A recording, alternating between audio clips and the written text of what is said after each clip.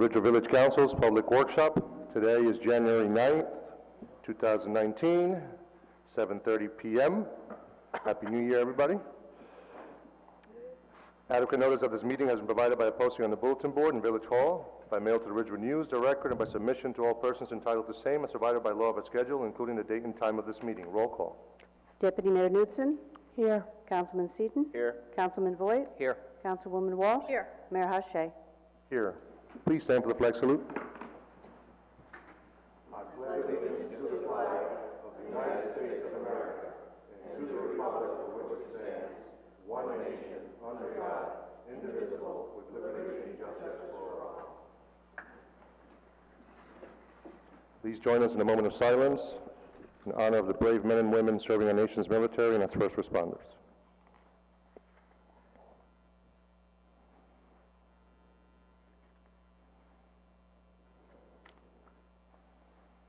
Thank you. Okay, we'll start with public comments, not to exceed 3 minutes per person.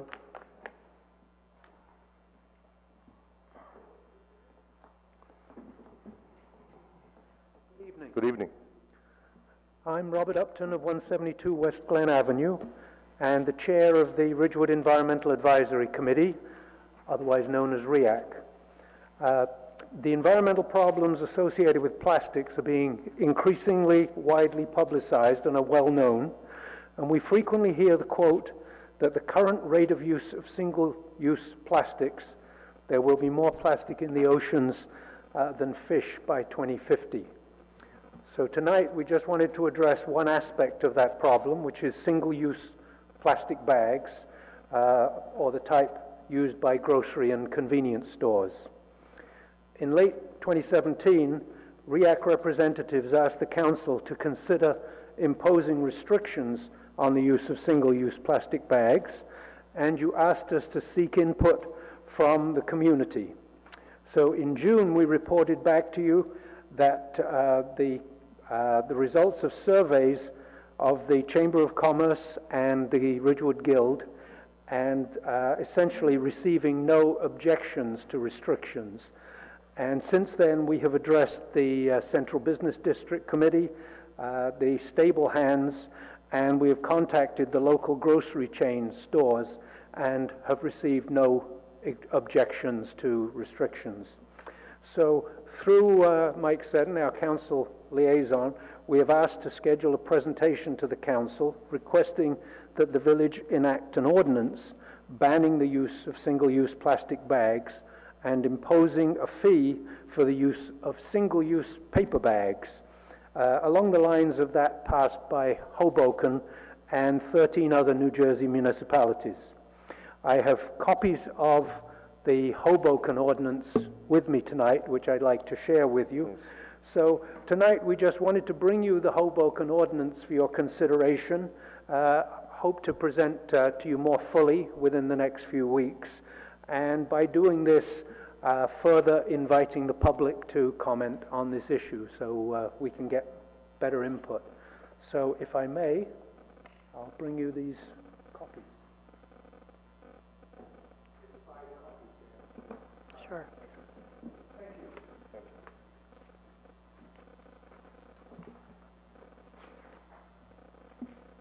I'll give you mine. We can share. Good evening. Saurabh Dani, 390 Bedford Road, Ridgewood. I'm here for two comments.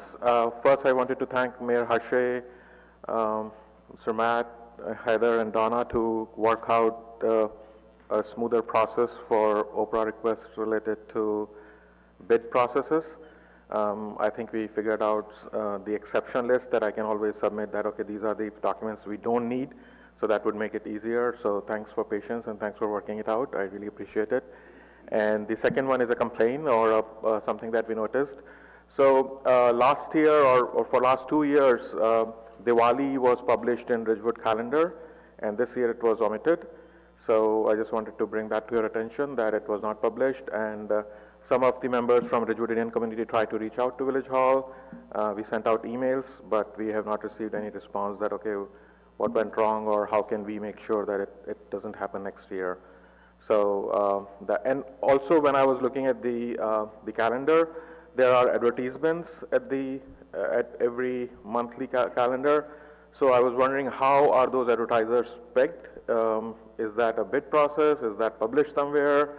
Because I looked at the bids and there's a bid and RFP page, and nothing was mentioned on that page that village was looking for any bids or village was looking for any advertisers to advertise there. So is that competitive, or how are they picked? So that was just a curiosity. Thank you.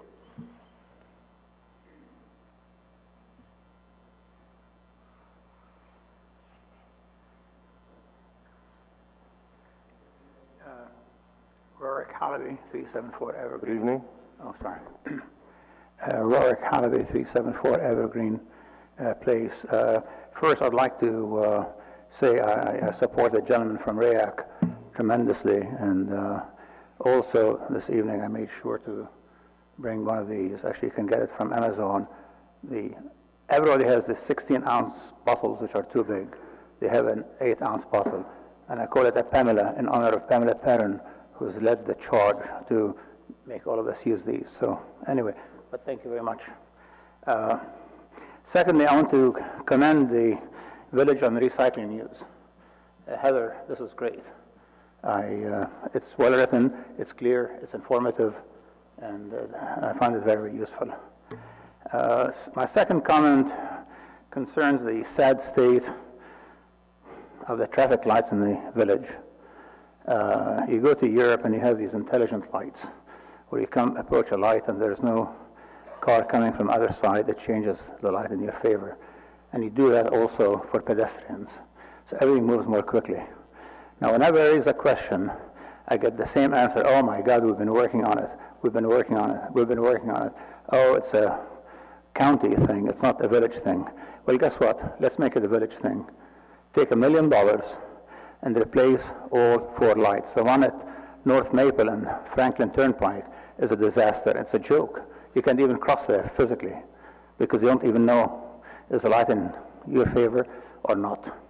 So the village council is very, very good at raising money for pet projects, whether it's Shadler or what do you call it, the Elks Club, etc. So I think you can get $1 million and just get it done. Third, I'd like to see some progress about the garage. I have no idea what's happening with the garage. I mean, by now we'd have had a 350 car garage finished and working and everything else. We don't. It's going to take another year.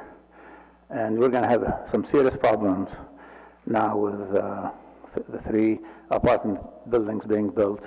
And in spite of the train station park, which is being vandalized, unfortunately, and you'll go down in history, is that people have vandalized a historic park. By the time the garage is up, we'll have just caught up where we were before. And so now the question is, you have to look forward. And I urge you to think long term. Somehow this council responds to quick stimuli. Somebody wants something, you get it done if they're a supporter of yours.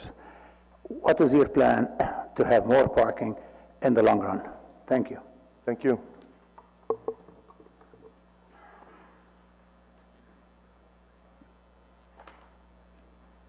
Good evening. Good evening, Happy New Year. Happy New Year. Marcia Ringel, 250 Ferris Place. I have comments on 2 issues. The first one I'm speaking for the Preserve Green Coalition, and for the second just for myself.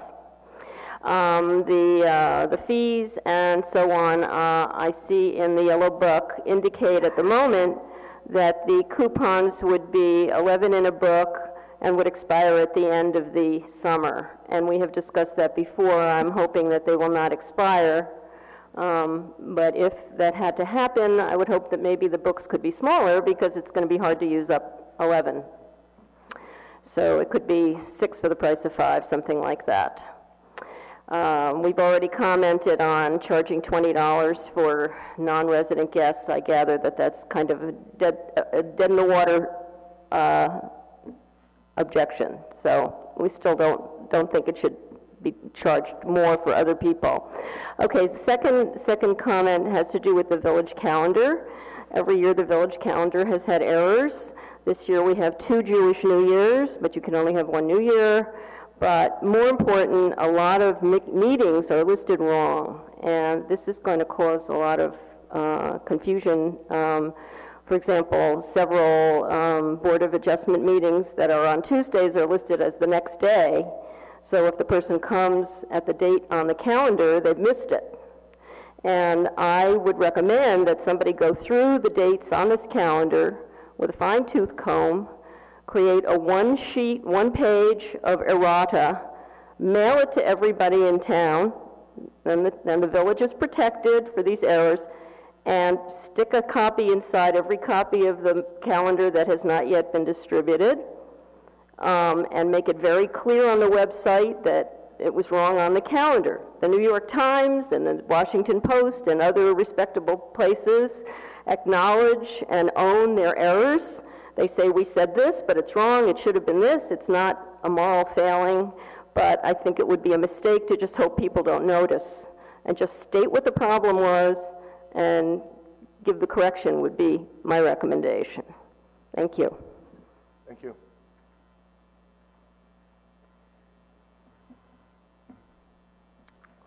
Anybody else? All right, we'll close public comments, but before we move on, just, Wait, well, I think. one more, okay. Good evening, I'm Mr. Lorenzi from 202 South Van Dine in Ridgewood, New Jersey. I came on this panel the last time in May after the day of election, asking for the $900 that I spent for my sidewalk, that the public, of machinery of Ridgewood taking down the trees. It was on my sidewalk and broke a tree slab on my sidewalk, which, the deputy mayor visited my house and saw, and I showed them what it is. The only thing I answered from Mr. Melander, which I spoke to them without receiving any information, any phone call, any letter, nothing at all, for 7 months. And now I'm here again asking for my $900. And they have 16 photographs. Then I gave it to Deputy Mayor, okay, at that day, and I showed him what it is the machinery did to my sidewalk. So therefore, I want an answer what this panel is going to do for it. It's public comment. Are you finished? Yes, I'm finished. Okay. Thank you. All right, so we'll close public comment, and then we'll answer as best we can some of the questions that were posed. I'll go by the order they were posed. How are the advertisers selected on the calendar? Do we have the answer to that, Heather? Yeah, the advertisers, every year we send out letters to all who have advertised in the past, as well as to all local businesses, and let them know that they have advertising opportunities. It does cost for them to advertise, so that's their choice and what size they'd like to advertise and what months. So that's how we do it every year. A letter actually comes from the mayor to those advertisers. The other question was progress on the garage. We had some presentations from Epic, I guess a couple of months ago, just to talk about the timeline and sort of the logistics of the construction project. It is scheduled to break ground late spring. That's been pushed up by a couple of months. We were expecting to start somewhere midsummer. That has now been pushed up. The testing of the soil has been completed, and the soil is pretty good for building, so it's only going to require shallow footings. I know tonight we're going to go over the maturity of the bond, the maturity schedule, and then we are already making arrangements for what's going to happen to the commuter spots that are in that location now once the construction begins. And that's it. It's going forward. We've awarded the contract. We have bonded. We're voted on the bond. We're ready to go. And then there's a gentleman at the end who brought up the issue, the question as to what's going to happen to his reimbursement for the damage to his sidewalk. We just have to, Mr. Lorenzi, I have to check with our insurance adjusters to see where it stands, where your claim stands. and then we'll go from there. I will be in contact with you. And you and I did have a very long conversation several months ago. So I just want to let you know that we did have a conversation, and that, you know, we said we would pursue it through insurance. I honestly don't recall what the result was from the insurance, but I will find out, and then I will get back in touch with you, okay? Okay, just Sir, public comments is over. So if you have any other questions after the meeting, we can follow up with the village manager, okay? Sure, yeah, if you have something. Thank you. Okay, duly noted. Thank you. All right, with that, we'll move on to manager's report. Okay, I want to talk about the annual parking permits, the premium parking permits, which can be used in all lots or sold out. We do have permits for $975, which allows parking in all of the lots except the Hudson Street lot. We also have Hudson Street parking lot permits for $1,300. This will be converted into a rideshare program when the Hudson Street garage is being built. And we also have all applicants for parking permits must bring their license and registration or a photocopy of them with their application. Meet the Mayor this Saturday. We have Meet the Mayor from 9 to 11. It's by appointment only, so please, if you want to attend, please call and make an appointment with the village clerk's office at extension 206. And if there are no scheduled appointments, the session will be canceled and he'll hold it next month. Christmas trees are being collected during the month of January on Tuesdays on the east side and Thursdays on the west side. And then residents can also drop their trees in the designated spot in the Graden Pool parking lot on any day. Leaf collection has been completed. If you still have leaves, you can bag your leaves and put them into biodegradable paper bags. You can put them in the planting strip between the curb and sidewalk. If you don't have a sidewalk, you can put them on the edge of your property and call the streets department at 201-670-5585, and they will pick them up through the end of January. You may also bring your leaves in the biodegradable paper bags to the recycling center any days that the recycling center is open, which is 9 to 3. And I just want to remind everyone, leaves may not be placed in plastic bags. The Martin Luther King Jr. Day celebration will take place Monday, January 21st at 10 a.m. at the United Methodist Church, 100 Dayton Street. The theme is Lift Every Voice, Now More Than Ever. The guest preacher will be Reverend Gregory Jerome Jackson, and guest speaker will be Ms. Nancy Giles. Additional events during this weekend will include a film, King in the Wilderness, on January 18th at 7 p.m. at the Ridgewood Public Library. January 19th at 4 p.m., a social justice panel discussion led by Attorney General Gerber Gruwal at All Saints Episcopal Church in Glen Rock. And January 20th at 4 p.m., a gospel concert at Mount Bethel Baptist Church. I want to give you an update on the Shedler property. Currently, we are in the process of pre-qualifying contractors for the restoration and rehabilitation of the Zabriskie-Shedler house. The next step will be to have qualified contractors bid on the project. The Ridgewood Building Department is reviewing the initial plans for the historic restoration of the house.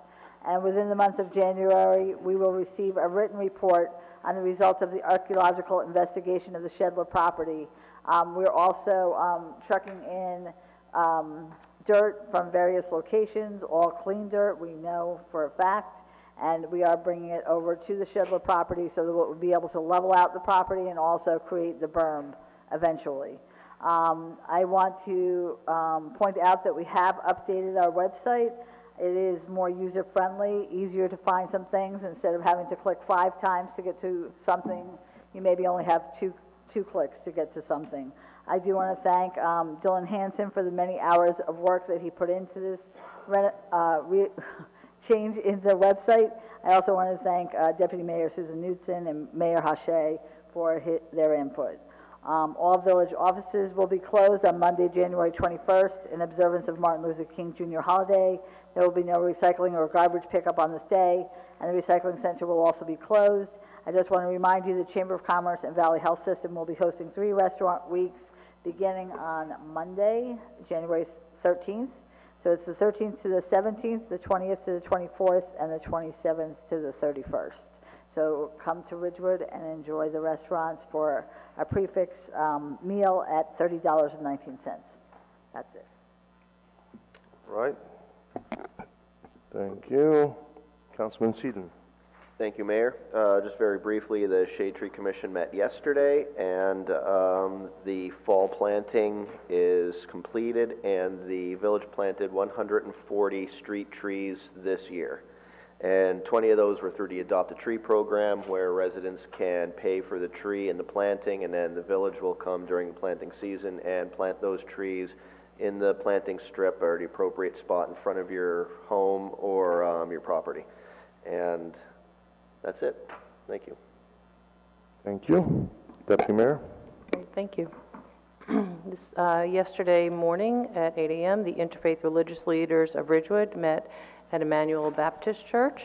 We had a lengthy conversation about the Martin Luther King celebration weekend, Lift Every Voice Now More Than Ever, and thank you to the village manager for reviewing.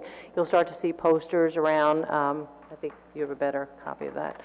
So posters around, take a look. We'll post this on social media, the village website, so that everyone has access to the scheduled events for the weekend. It promises to be really a spectacular weekend, I think, of reflection. So lift every voice now more than ever. We also determined that the Holocaust Memorial Service will be Wednesday, May 1st, and we'll look forward to details as that firms up. Last night, the Ridgewood Arts Council met. We had a lengthy discussion about the possibility of a kissing ball restoration committee. There are many folks that would like to see the kissing balls back downtown during the holidays. We know that we've invested a lot of money into the snowflakes, so we're wondering if there's a way that we could rehab as many kissing balls as possible and then integrate both into the downtown for the holidays and through the months of December, so that we use those, and they're really classic decorations for the holidays. Additionally, with the success of the vacant storefront window display at the Wilsey Building, we would like to expand that, so we're looking at funding options as to how that could be expanded throughout, and look for landlords to participate in that so that we could be really successful. We believe that the windows having some decoration or artwork in those empty storefronts will add some vibrancy while they're waiting to be rented. Additionally, let's see, they talked about the bicycle racks. We're looking for old bike racks to paint, to restore, to put around downtown, to paint fun, vibrant, interesting colors with a little art flair to them. And so we are continuing to work to look for those old bike racks. And finally, the Ridgewood Arts Council will also be hosting in the near future an artist talk, as we've done in the past. And the one that's being planned right now will be featuring Ridgewood Art Council member and resident Dana Glazer, who will be talking about his movie that is in its current production, almost finished production, A Case of the Blue, which is really exciting that Dana will come and speak with us, not as a Arts Council member, but as a producer, director, and of this film. And with that, HPC meets tomorrow evening, 8 p.m., Garden Room, and Planning Board will meet next Tuesday, or this Tuesday, at 7:30 p.m. right here in this courtroom. That's it. Thank you. Councilwoman Walsh. Thank you, Mayor. I just have the Ridgewood Chamber to report on. We met this morning, and everybody's excited for the new year. Heather, I'm just going to correct you. It's Sunday. It starts Sunday the 13th and goes for the 3 weeks. It's Sunday through Thursday, and it's $30.19. But very exciting. All the restaurants are excited that they're going to be participating. You can go on the chamber site to see all of the participating restaurants, and they have a flyer that I think is going to be in the paper as well, a pull-out flyer. So there are 6 new members to the chamber, so that's great for them. They have 350 plus or minus members. We had conversations about the CBD again. The first conversation we had, there are a number of businesses that are on the west side that really don't have the ability to participate in the hanging signs. You know, when we did the light post signs with the hanging signs. So the conversation was, is there a possibility at their cost to do a banner for the trestle? I know that we typically only do not-for-profits there, but for there to be a banner on the trestle that kind of invites everybody to go under the trestle to the west side, and there would be several businesses, promoting several businesses there. So really what they're doing is looking for the permission to be able to put a trestle sign up and obviously fit within the schedule of the trestle sign. So that's one thing. The kiosks, while some people love the kiosks, there are many that are challenged by the kiosks. Several individuals have said that they feel the lettering is too small, that it's hard to read the instructions, or if it's really sunny out, you can't really see the screen, and so they're having some challenges, and they're wondering if there could be some sort of larger font explanation somewhere near the kiosk, whether it's just a sticker on the side, so that those that have challenges reading the smaller lettering would be able to understand it. Park Mobile is still allowing repeat parking, so I don't know if and when or how we're going to fix that finally. And then going with that repeat parking challenge, the chamber is happy that we're doing enforcement, but don't feel that there is enough enforcement for the repeat parking. So the question came up, if they're not using Park Mobile, so if we have our parking enforcement officers walking the beat, if they're not using Park Mobile and they're just putting money in the meter, how do they know if it's a repeat parker?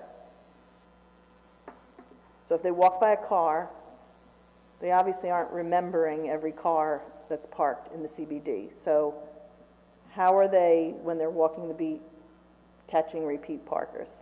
So that was a question. I didn't have an answer for that because I don't know, if there's people just feeding the meter. So the next question came up about chalking the tires. So I remembered that there had been a challenge, but is there clarification on what the challenge is, and if we can maybe do a resolution, or what can we do, because they do it in municipalities all throughout New Jersey, they do it in New York, so if we can chalk the tire, it would be the easiest way for the parking enforcement officers walking the beat to know which cars are repeat parking. Let's see. You are having a CBDAC meeting in the morning. So, yep. So several members of the chamber are going to be joining your CBDAC meeting to talk about retailer needs and some other things, and just working with the CBDAC and some of your initiatives. So I think there's going to be 3 or 4 members that are going to show up there. Let me see. I think that's everything. I think we covered everything. Yep. Good. That's it. That's all I have. Councilman Boyd? Thank you, Mayor. The Citizen Safety Advisory Committee met on December 20th. Issues that were discussed, North Walnut Street, which is between Linwood Ave and Franklin. There was a recommendation made by CSAC, I don't know, several weeks ago about putting a yellow line down the middle of North Walnut Street. Several of the residents came to the meeting. They do not want the yellow line.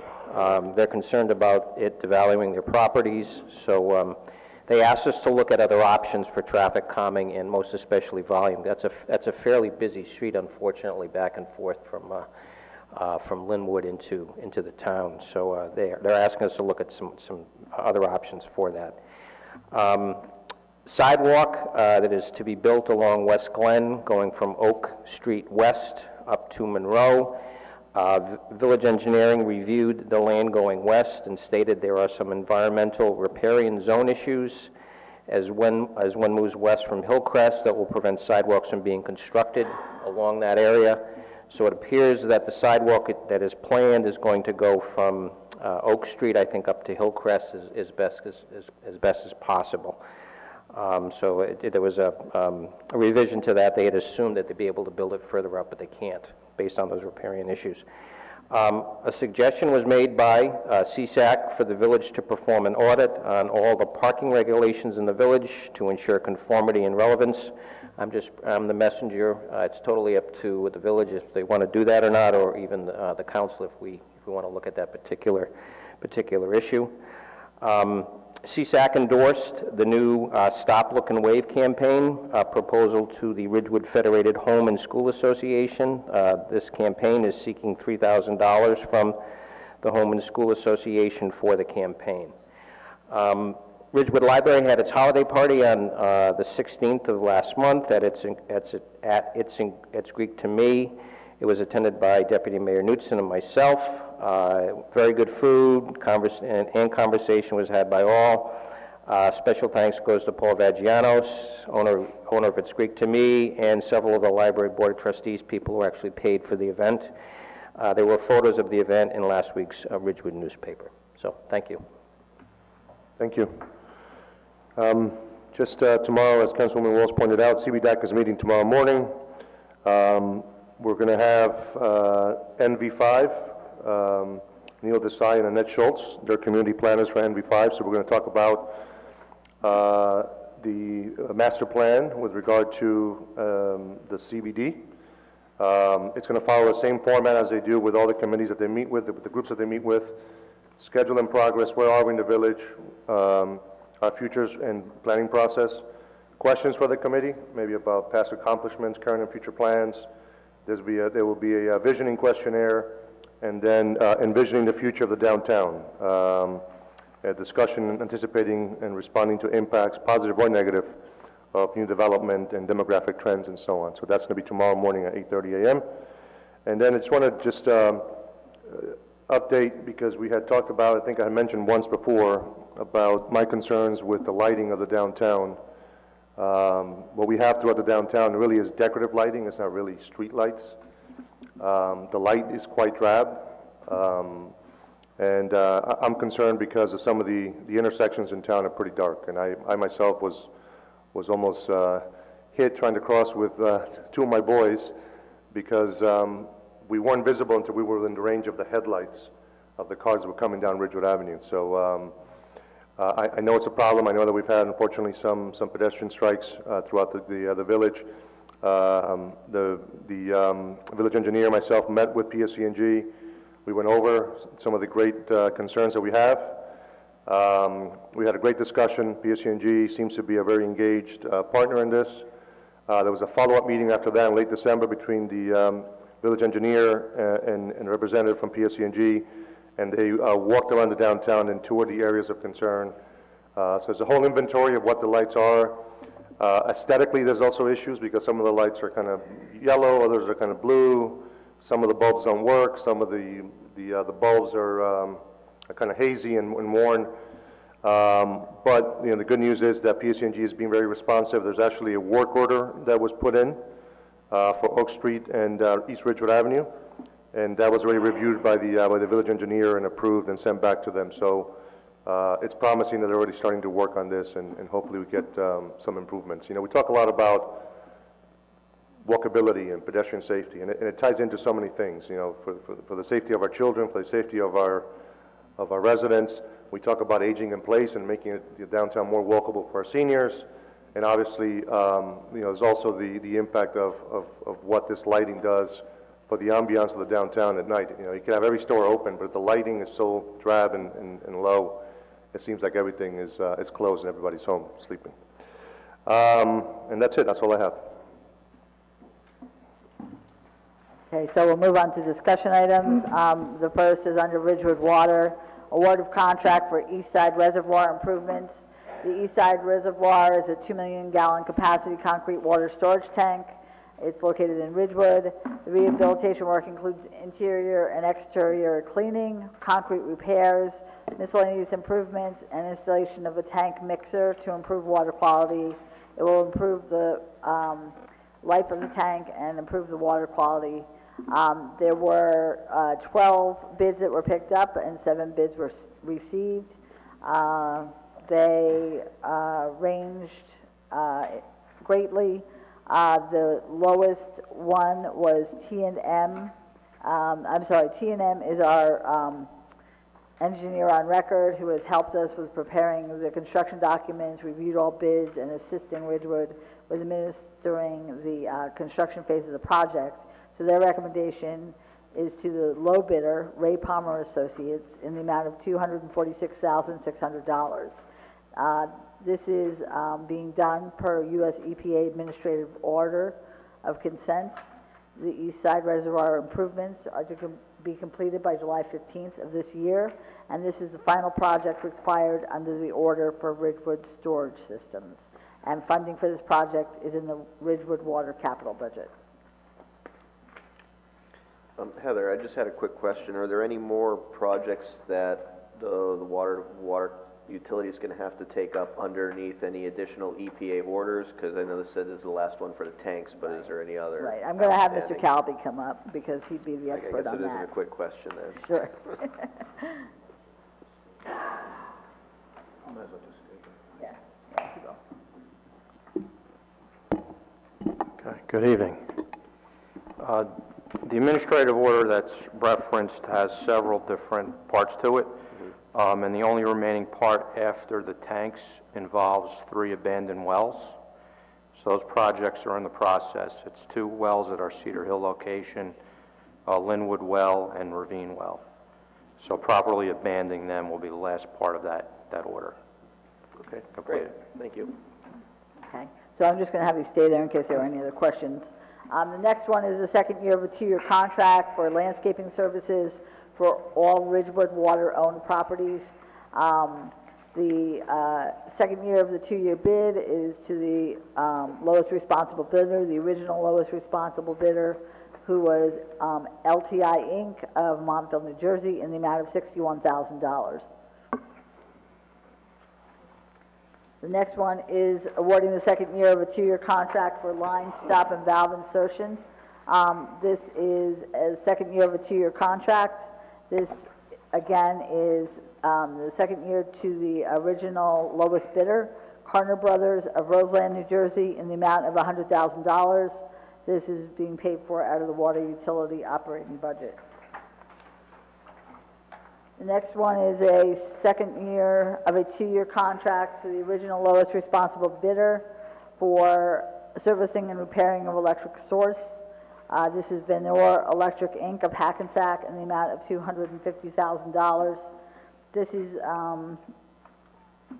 This is being paid for out of the Ridgewood Water utility budget. The next one is the second year of a 2-year contract to the original sole bidder. This is for water billing and data collection services.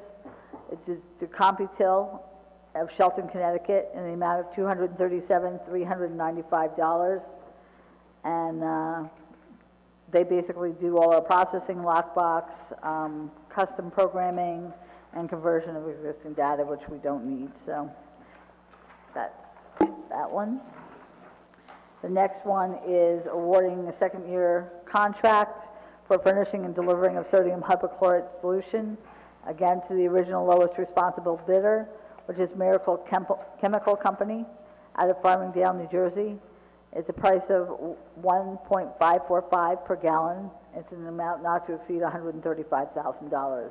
It's being budgeted for in the Ridgewood Water utility budget. The next one is servicing and repair of potable water pumping facilities.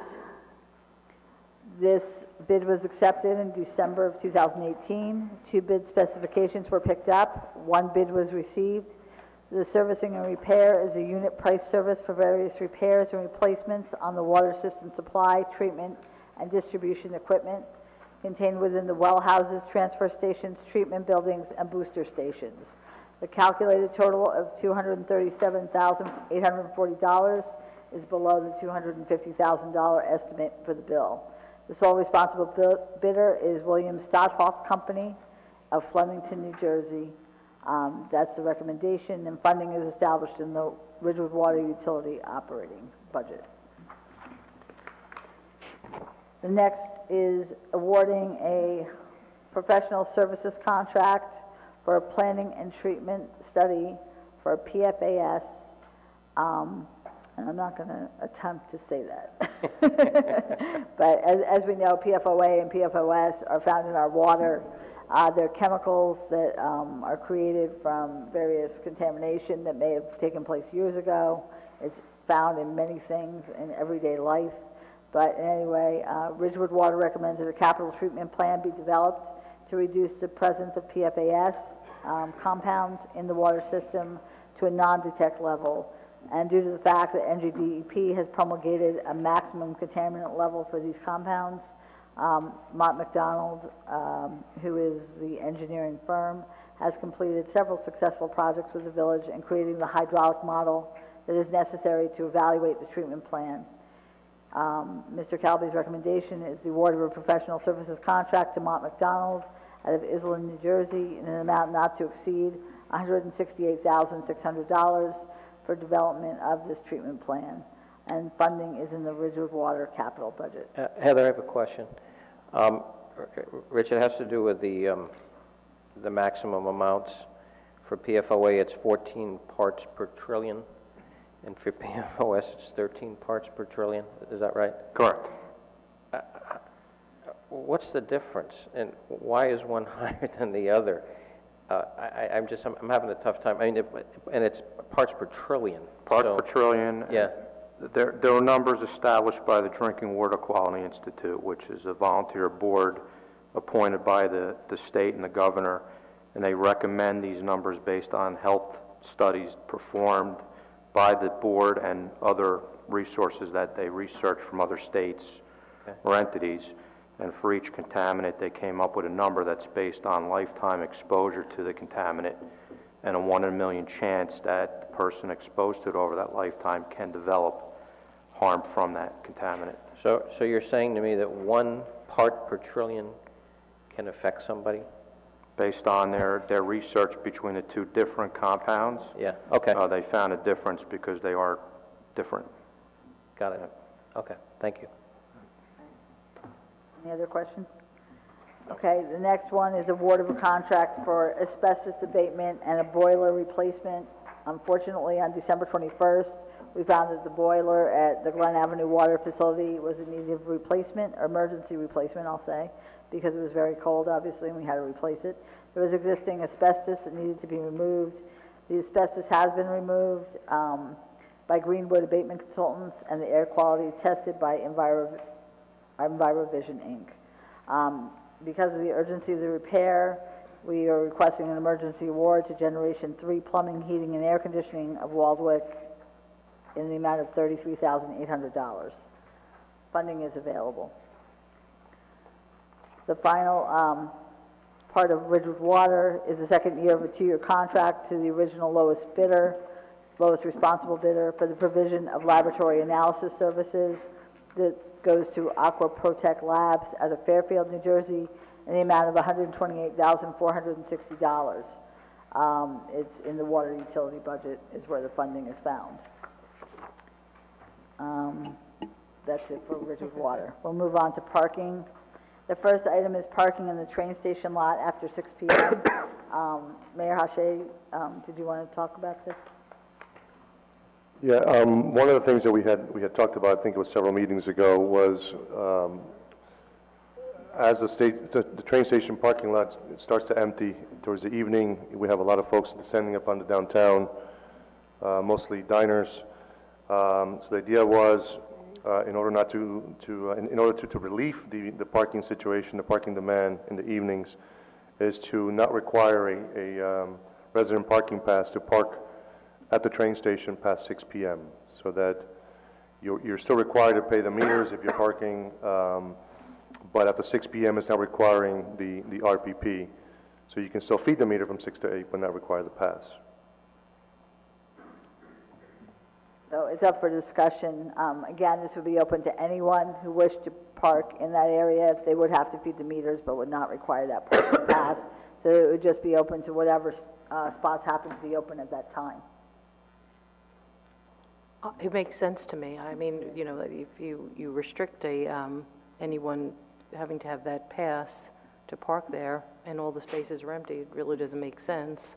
And it does seem to empty out at that point, so we may as well make them accessible to whoever wants them. And a lot of residents, I have heard from several residents that they actually take advantage of the parking at the train station in the evenings, but when we extended the parking hours, it was no longer an option.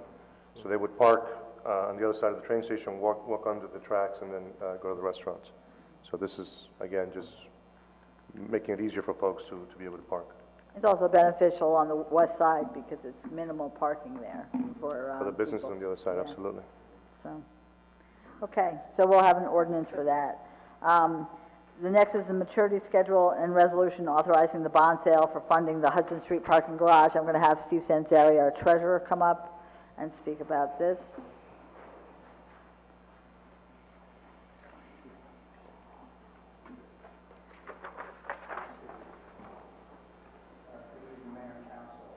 Just speak up a little bit.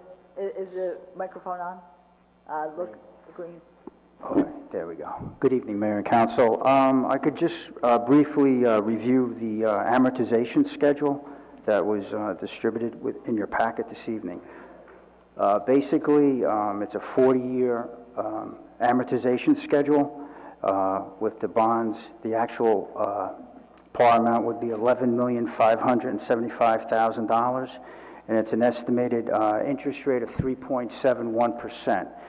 It's also anticipated that the village will receive a significant premium at the sale, at the time of the sale, which will actually reduce that interest rate over the lifetime of the bonds. There's a schedule, basically, bids will be received on January 29th, and there will be a closing on estimated date of February 20th. So I don't know if you had any extra. Steve, when you said a significant premium, help me understand what that is. Basically, the underwriters, the bidders will basically bid a premium whereby they're looking for the right to purchase the bonds. So similar, last year we had a bond anticipation note sale. We received a premium of a little over $1 million. So that $1 million reduces the interest rate over the life of the bond. What do you think that might be? Just any guess? I really wouldn't want to estimate, but it will be over $1 million. It will be. Because the sale's only $11,575,000, and we're actually looking for $12 million, so we'll have more than enough of a cushion. Yeah. So we'll get back well over $1 million that we'll be able to pay down the debt. Yes, yeah. And usually what you do is you prorate those funds to offset the interest payment that's coming due. Yeah. So if you have a shortfall in revenue, you could use those premium funds to offset that shortfall in revenue in the budget. Got it. Okay. Thank you.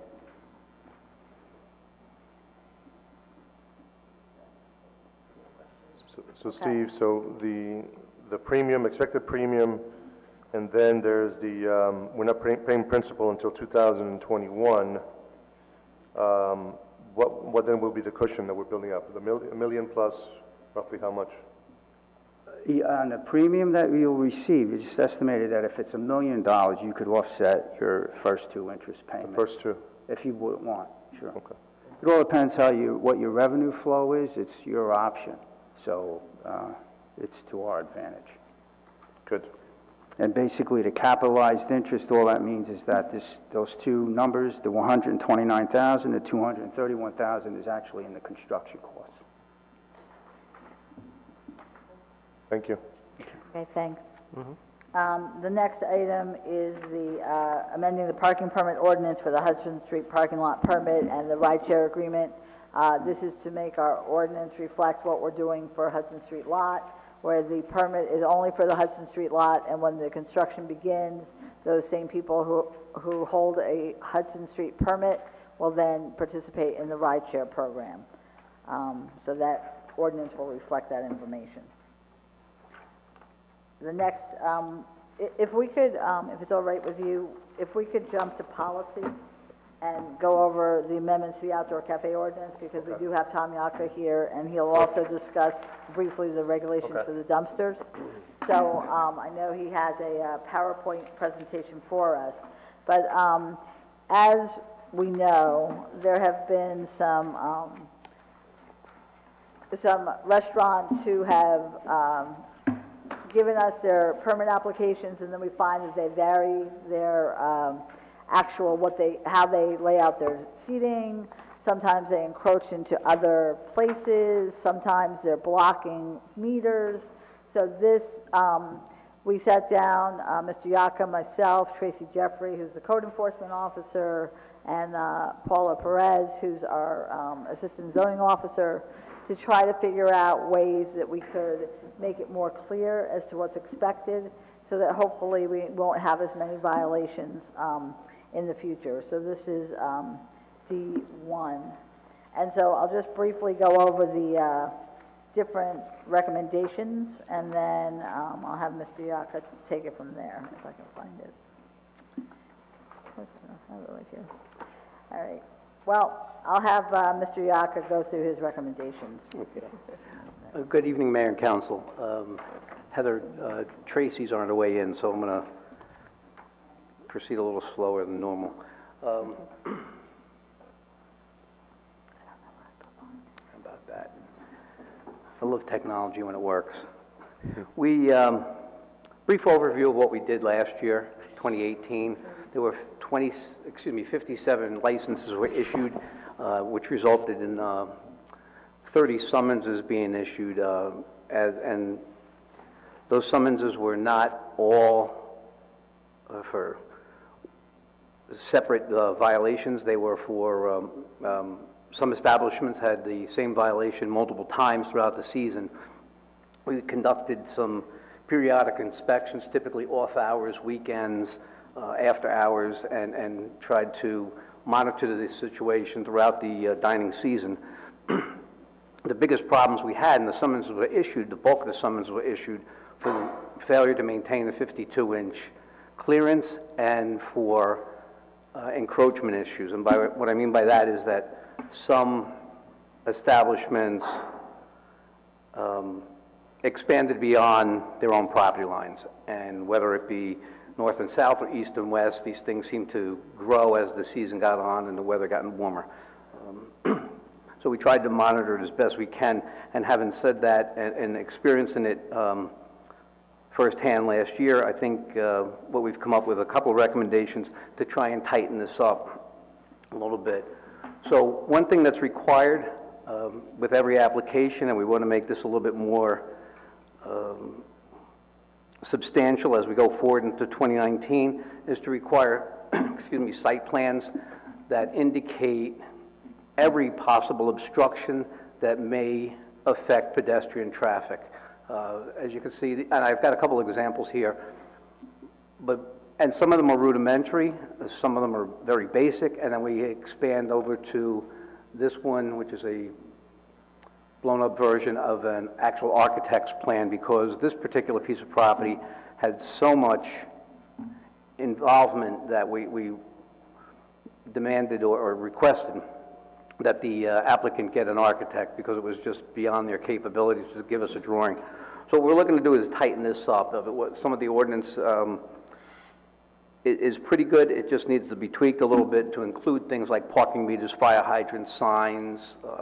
We need a complete site plan so that we have something to work off of during the dining But season. you're not going to require them to get a site plan. You're just making sure that on their drawing that they actually provide that information. I think you're looking to make them incur that expense. No, and that's my mistake. I've called it a site plan, but I'm looking for a dining plan, basically.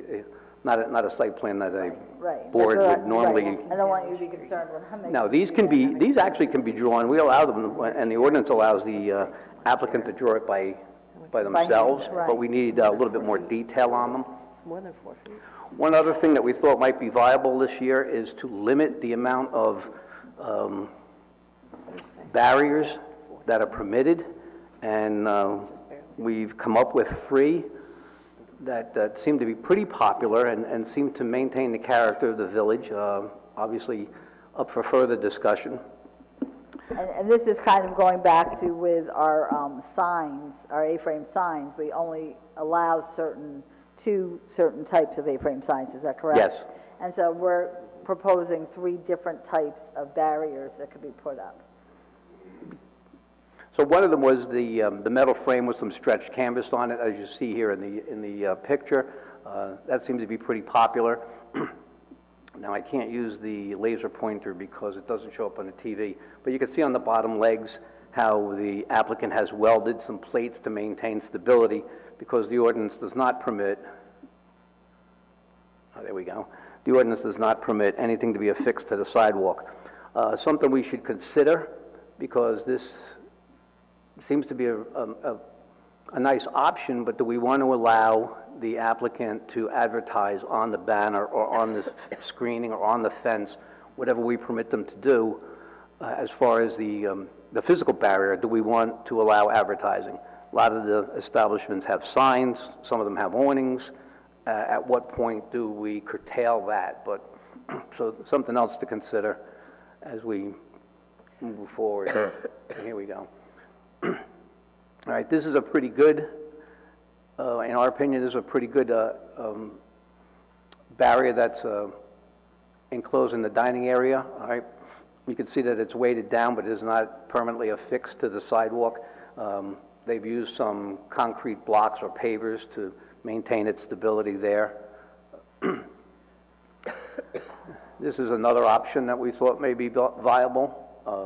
And again, the critical factor here, though, is that we can't allow anybody to affix these barriers into the public sidewalk. So these are the 3. Actually, there's one more coming up. This is another nice one we thought was another possibility.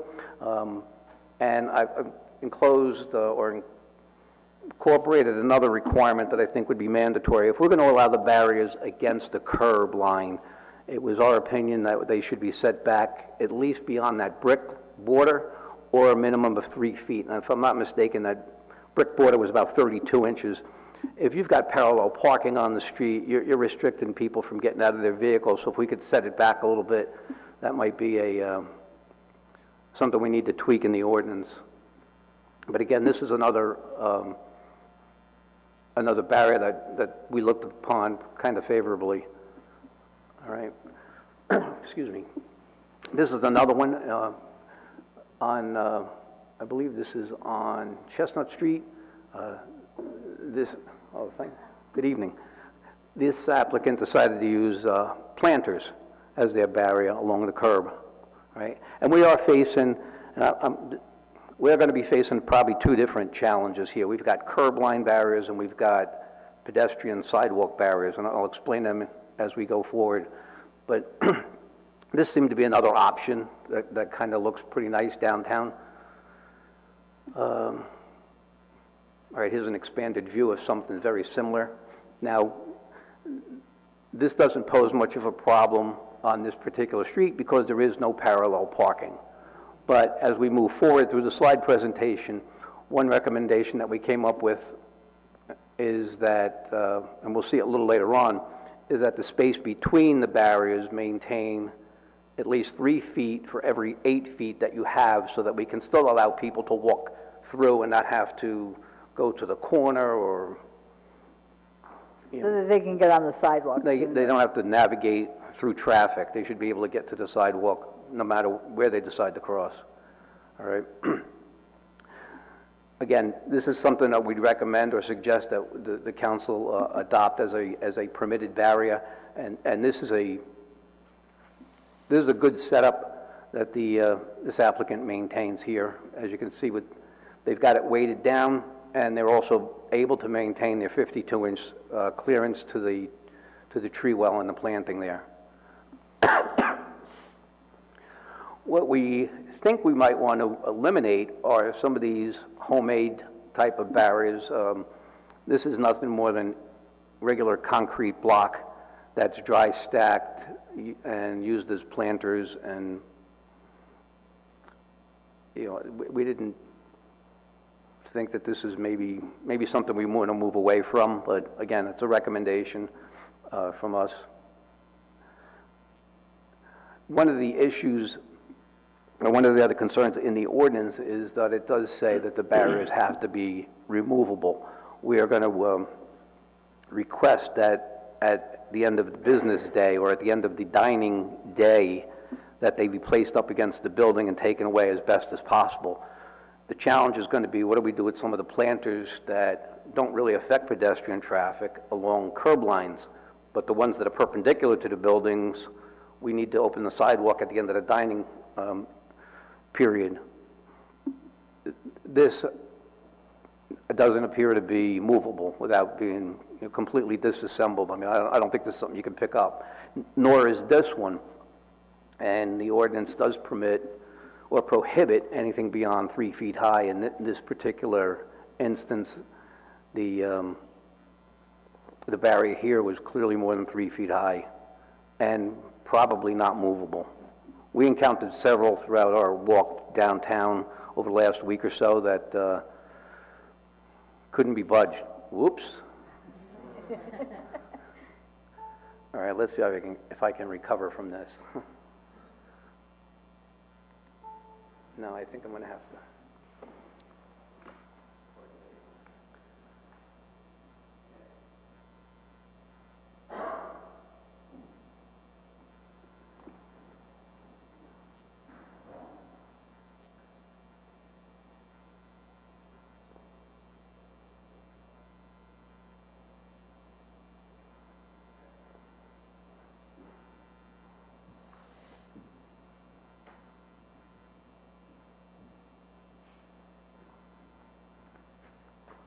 This barrier was in violation as it is secured to the sidewalk, but the design is something that we'd probably look to get away from also, based on my previous comments.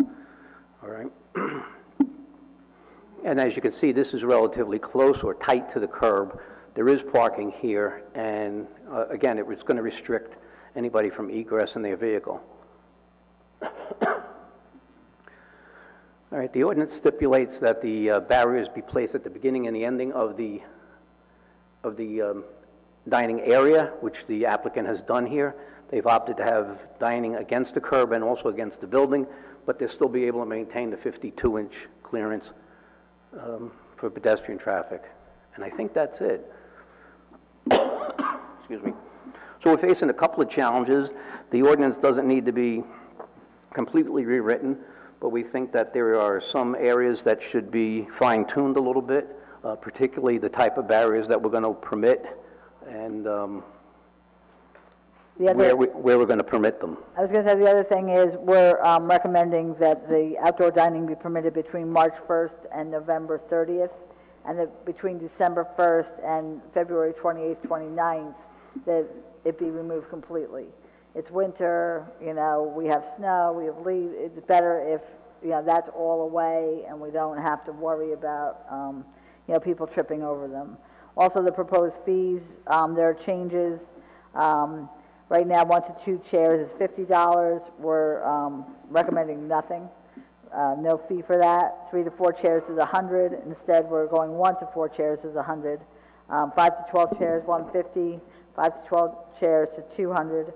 13 to 20 chairs, $250, 13 to 20 chairs to $300, and over 20 chairs was $350, and we're recommending it to be $500. For benches for 2 seats, it's $50, and 4 seats is $100 currently. We're recommending for all benches it's $100. As Ms. Jeffrey pointed out to us in that meeting, people are getting sometimes 20 or 30 extra chairs for customers, and they're paying $350 to do so. It's more feasible to charge them $500 for that extra seating, that extra area that they're taking up, and also the extra enforcement that's needed to make sure they stay within their plan that they've given us originally. The other thing, as Mr. Yaka pointed out, is that there would be the sketch or the plan, if they have a plan, as to where exactly the tables are going to be placed, indicating the meters, any walls, any signs, anything else. Once that layout is approved, once that application is approved, that's their layout. If they want to change the layout, they would have to come back and get it reapproved. That's the only, and if they did vary from that layout, then they would be subject to administrative action. Again, as they had mentioned, limiting the type of permitted barriers, metal frame with stretched canvas, a fence style, or planters, all have to have a maximum height of 3 feet. And that would include the height of the plants in the planter, because sometimes that impedes sightline distances, especially on corners. And we did have a little bit of that this past year. Again, as Mr. Yaka pointed out, the barriers are required at the start and the stop of the pedestrian pathway. There must be a 3-foot pedestrian opening for every 8 feet of barrier, again, so people don't have to walk in the street to get up onto the sidewalk. Also, those barriers along the curb have to be pushed in so that someone can open a car door on the curb side from a passenger. Right, and you still have to have the 52-inch minimum pedestrian pathway. That will allow for wheelchairs, strollers, and people walking side by side. Again, as he mentioned, outdoor dining is approved only in front of the restaurant or food place, because we did find that people, if the business next to them wasn't open, they'd kind of encroach over by them in the evenings. We're not going to allow that. And they're recommending that if we do approve these and we adopt these amendments to the outdoor cafe ordinance, that we would give a 30-day grace period, just to make sure, you know, when Ms. Jeffrey goes out the first time, or Mr. Yaka, who's ever enforcing at that time, they would then look at it. If it's not exactly the same way as the layout, they would have a discussion about it instead of giving them a summons. But then after that time frame, then if these other issues happened, then they would move forward with the summons. We are hoping that this will enhance the outdoor dining process and obtain more compliance with some of the violations that occurred this past year. So I don't know if you had further comments, or Ms. Jeffrey did. I would think that to elaborate on what you said about the 30-day grace period, is because these will probably be minor changes to an existing ordinance, and a lot of our applicants may not be aware of them, even though they're going to be getting the checklist and when they get their application. We think the 30-day grace period is a good time for a little bit of re-education and allow them to get familiar with the new changes if they come about. Any questions? Yeah, I have a question. Yeah. So I'm curious how, when they're doing the site plan, is there like a rule of thumb in terms of number of seats per square footage? Like it seems to me that over 20 chairs for any establishment, that's a lot of chairs. It's a lot of, yeah. So what is the, you know? There is no particular formula as we have in the building code based on square footage, how many tables and chairs. It's really going to be dictated by whether or not they can maintain 52-inch clearances. Okay. And other obstructions they may have, whether it be a freestanding sign, which we're hoping to incorporate also in that site plan, or the plan. I keep referring to it as a site plan, but so that would have to be indicated there. But the main focus is that pedestrian traffic not be obstructed. Yeah. So the other thing is, and again, I'm just thinking, if you've got over 20 chairs out there, aren't there health code issues then with maintaining, cleanliness outside and delivering food outside? And the health department would take care of that. I'm assuming that there are regulations for cleanliness and cleaning and stuff like that would be the same. None of the garbage is disposed of outside. We've never had an issue with it going into public garbage cans. I've never received a complaint for that. Okay. Any new business that comes in now, what we request when they're already coming to the building department for a tenant fit-up is we request, since their architect already is required to do the inside requirements for seating, we ask that the architect I ask that they do the outside as well. The architect is better able to figure out exactly what will fit with the 52 inches than someone trying to measure it themselves. Okay. We don't have that cost going to the current businesses at this point. If there is a question, I did require it for one of the areas that was larger than 20 and is probably the highest complained about location. Okay. So I did require the architect, that the year when he applied in 2018, he had to submit an architectural drawing. Okay. And then, so Chris Rudishauser's not here, but I'm imagining that there's got to be some sort of a clearance for when a car opens its door. So my mom is handicapped, and if I can't find a handicap spot and I have to get her out, it would be virtually impossible. She can't get out of a car onto a curb. There's got to be some room for her to get out, and I'm assuming I'm not the only one with a handicap senior citizen. I don't know if there's an engineering standard, but that is something we noticed because all those pictures, in our it tours. did not appear that you could open your door Right, fully. that's why we're now recommending. Would you turn on your microphone, please? It is on. Oh, yes. just speak into it, Yep, thank you. Thank you. The current pavers that are in pretty much all locations that we looked at, if the barrier started just within that, it seemed to be wide enough for a car, because you're a little bit away from the curb when you park, the distance of the curb, and that's, I think we recommended about 3 feet, should be enough to swing open a door. I don't know for sure for a wheelchair. Yeah. Well, I'm just saying, even without the wheelchair, if she could take a couple steps, there's no way she'd be able to maneuver. And you know, my mom's 92, so there are probably individuals who are, you know, younger than her that aren't in a wheelchair but still would have a lot of difficulty getting out of their car in those situations. Absolutely, and I think they should be set back at least to the back of that paver strip that's there, to at least allow. I think that paver strip was 32 plus the width of the curb might give us 36 inches. Yeah. Thank you. And I don't know if there's a standard I don't know what the standard is for how much space you need to open your door, but at least it'll be. Because it At least the it passenger looked in will be the able to picture get that out. if you open your door, you're not stepping onto the street, you're stepping onto the curb.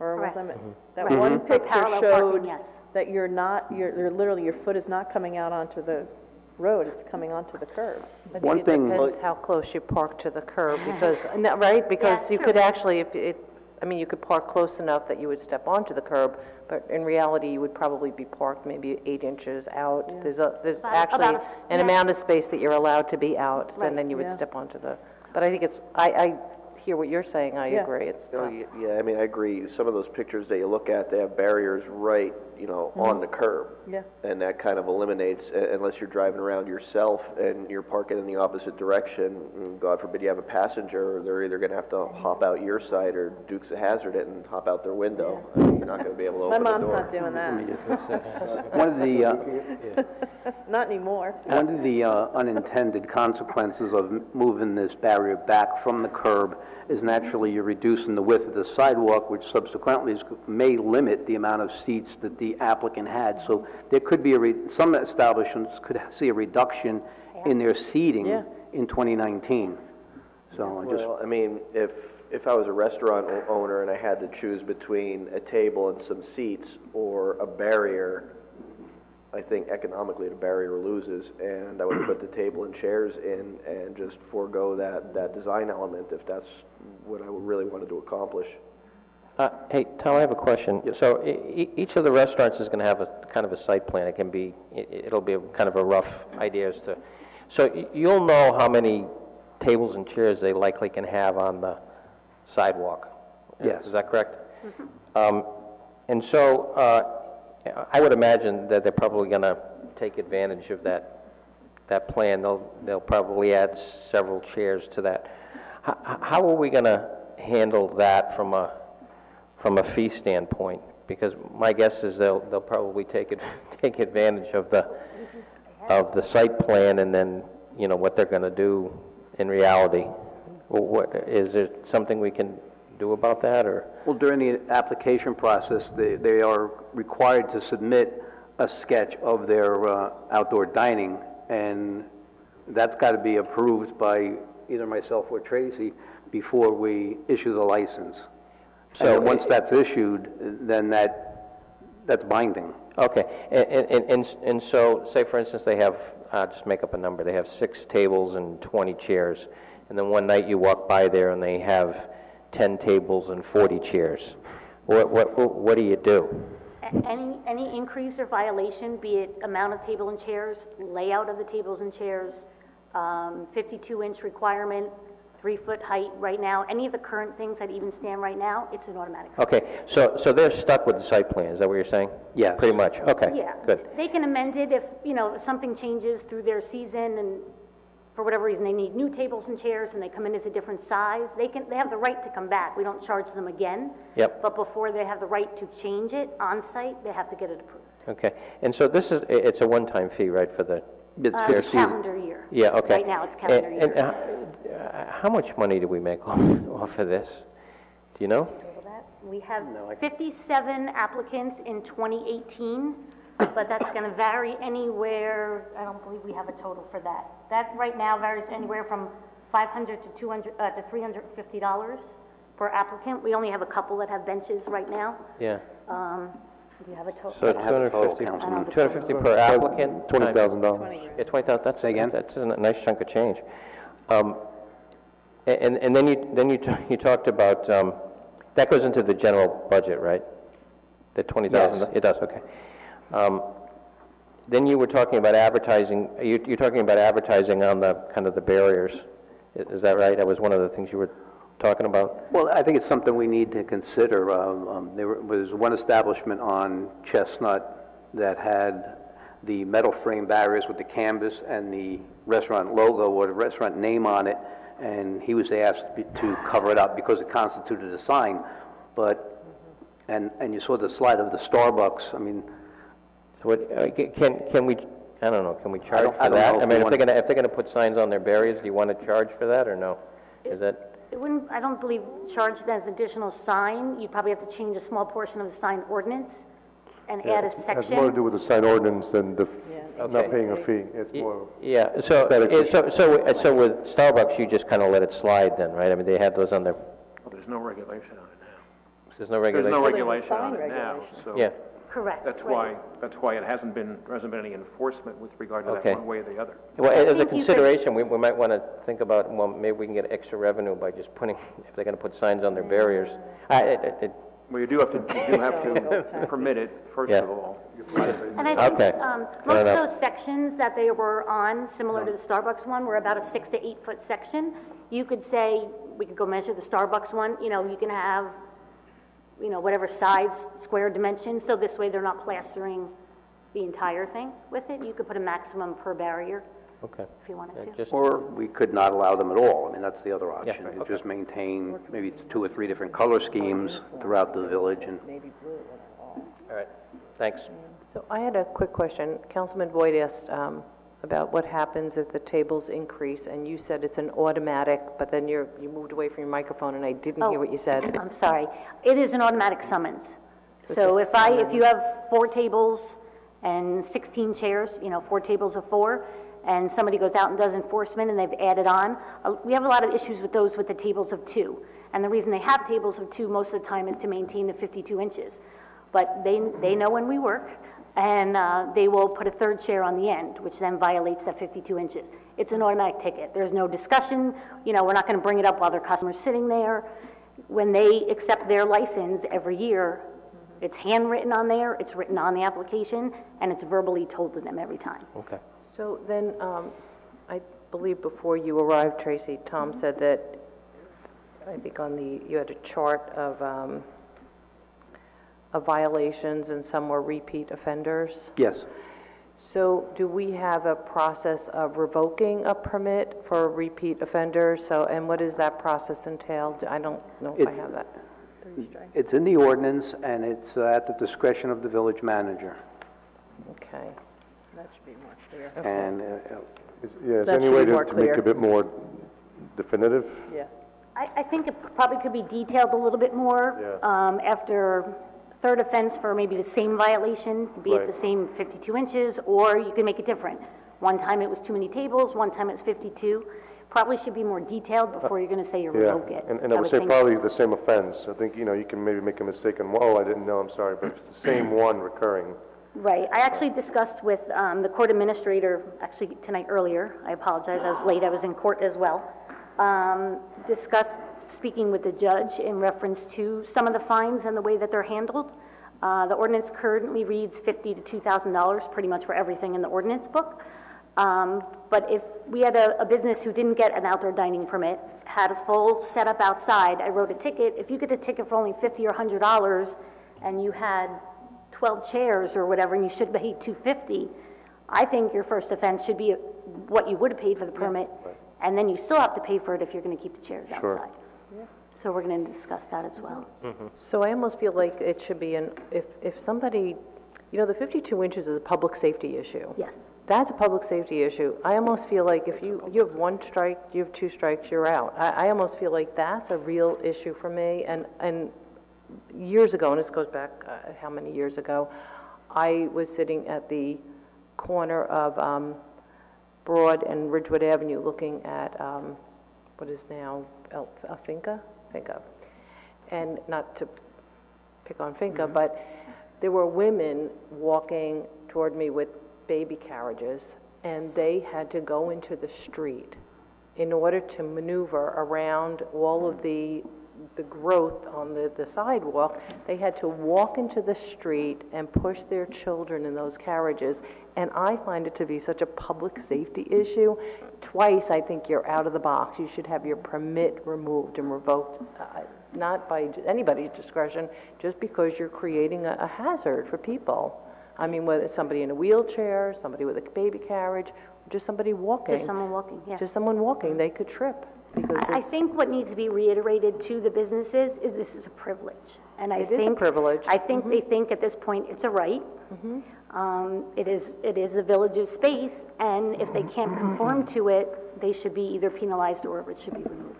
I think one of the things you can do as you think about it further and discuss it is identify which of the criteria or the detail that you're requiring are safety concerns as opposed to aesthetics, and that when you're talking about violations, if you want to talk about violations for 1 or 2 or 3 safety concerns as opposed to aesthetic ones, you can deal with that.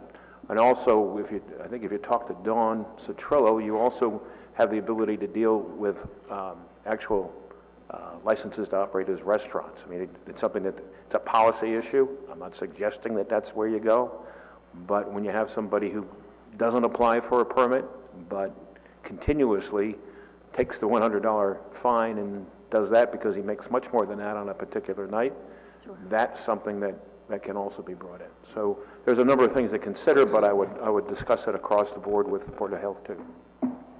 I think the bigger, besides the 52 inches, the next biggest is adding additional chairs from what's approved, which usually then also violates the 52 inches. That seems to be the biggest problem, and you can ask any of them, they know when we work. As much as, we can say we're coming out on Friday nights or Saturday, afternoons or Saturday nights, and encroaching on other businesses when they don't have one next to them. So then my other 2 things, in terms of advertising, I think it should be a percentage of whatever that barrier or canvas or whatever. I don't have a problem with it, but I think if it gets to be too much, then it just looks crazy. I think the Starbucks is particularly sophisticated. It looks nice. It's clean to encourage, but it's nice to be able to see what the business is as you're maneuvering up the Would street. you prefer it to be applied to a canvas like theirs versus if someone chooses the fence style one, which was, I'm trying to think of which one you showed that had that. A wrought One iron that's or more the like a aluminum wrought iron gate. fence. I'd prefer not attaching banners or anything like that. No, I to think it. that it has to be integrated into the Applied, design and not, it has to be integrated into the piece as a design element. I think that's the way you would the terminology you would use. And then going to that, I guess the second page of the all barriers must be movable, and then you have a defined movable, but then my question is, from those dates of where outdoor dining would not be permitted from December 1st through February 28th or 29th in a leap year, would then, in other words, we're saying that every sidewalk must be completely clear, which also gives us, I guess, the opportunity to do repair work, make sure that the snow is cleared, and so everything has to be removable. Right. I don't know if you'd want to go with, if it's a planter that's there for part of the dining, I would say yes, it should be removed. I know a few businesses probably that are not part of outdoor dining. You would have to let us know if that's something you'd want removed as well. We did have a discussion with the borough planner in reference to that. She was actually very happy if it was removed for the 3 months. I guess there's talk about streetscape being looked at and stuff downtown. That would give them an opportunity to survey repairs and snow removal and such. I think the whole thing should be cleared to that agree. period of time. I agree. Yeah, okay. And I guess that one photo that you showed where that fence design, I'd be a little bit concerned that I don't know where it was, but that fence design was almost like a split rail thing. The brown one? Yeah, Brown, yeah. It wasn't split rail, but it kind of had that effect. Wagon wheel. What was it? A wagon wheel. It looked like kind of a wagon wheel or split, yeah. It looked Yeah, like one was a wagon wheel and one was split. So, or something. I would be concerned if we're being too specific, or how we're going to have that level of specificity in design, that it's not whether we're being objective or subjective, and how will we define what is appropriate. I like the fencing, I like that black fencing, the Starbucks, I like the canvas stretch. That's it. I guess similar Similar to what we did with the with the portable signs. portable A-frame signs, but we don't have to. So if everybody else is, I'm good. Then. Okay, There's we're 3 good. designs. Okay, so we have 3 designs and that's it, and then everything is moved and we're clear for Similar to the A-frame or portable signs, there are 2 styles approved, and that's it. Okay. They're both internally weighted. One's technically an A, one's a base with a Y, and those are their 2 choices now. Okay, all right. You'll get a little bit of pushback, I'm sure, initially for the people that don't currently have those, but they'll probably. Any other questions, comments? Yeah, do you have a definition for movable? That's As it was actually- just referenced, because you could bring in a big enough crane and really anything's movable. Movable by human hand? Councilman, there were a couple of planters on the sidewalk that I tried to budge and deemed them not movable or immovable. We would need help with the how we could legally define that properly to make it movable. I don't know if we can get from other towns. I literally tried to move everything, whether it was a railing or. There's a number of different ways you can define. There's a number of different ways you can define it. That'll be helpful to identify it. The other criteria about the height, the style, those things will keep the cranes out of the central business district.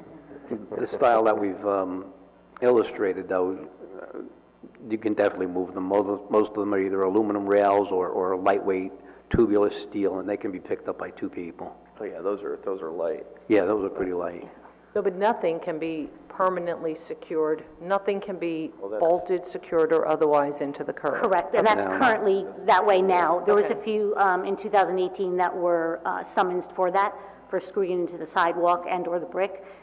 They were made to remove them and repair the sidewalk. Okay.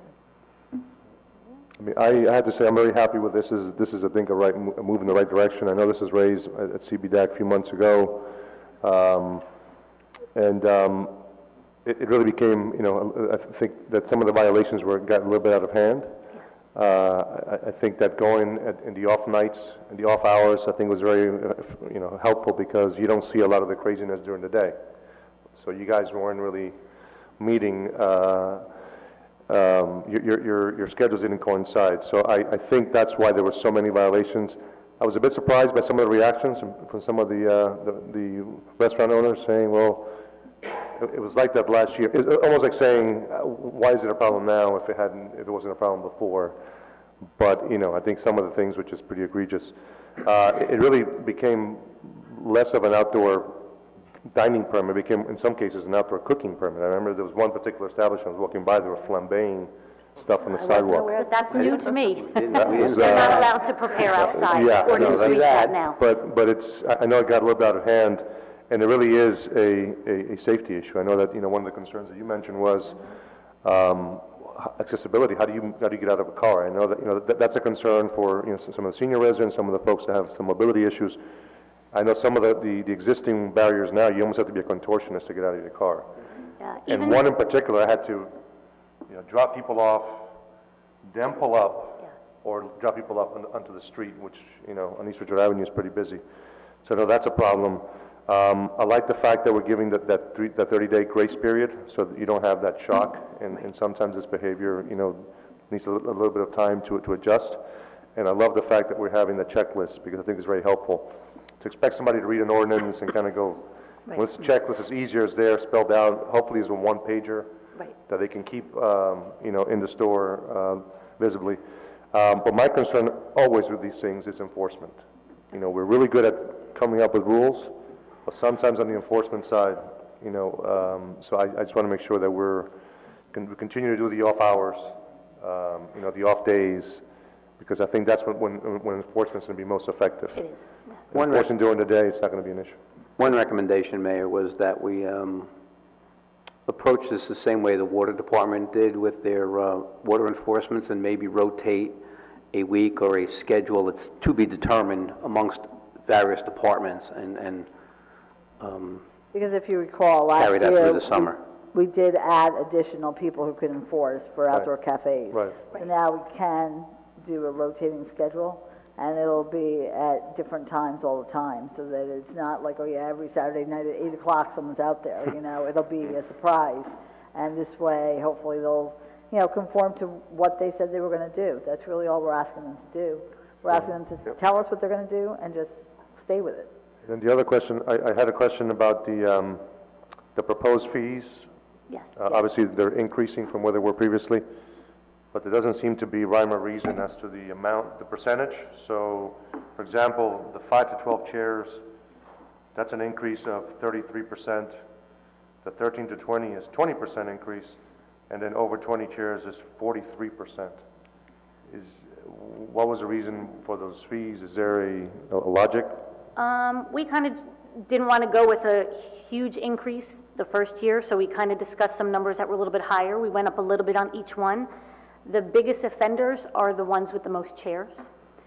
So, and if you look at, I guess, to a certain point, how much money they're making off those chairs and how often the enforcement is required specifically at those locations, the higher fee would cover. No, and rightly so. The fees are higher than the other ones, but I'm just not sure if it's fair for them to have also the largest increase, 43% versus 20. We could look at a straight percentage increase across the board and obviously round it up to a... Sure. Okay. So just real quick, so this will be any permits that are issued for outdoor cafes this year, this season. Correct.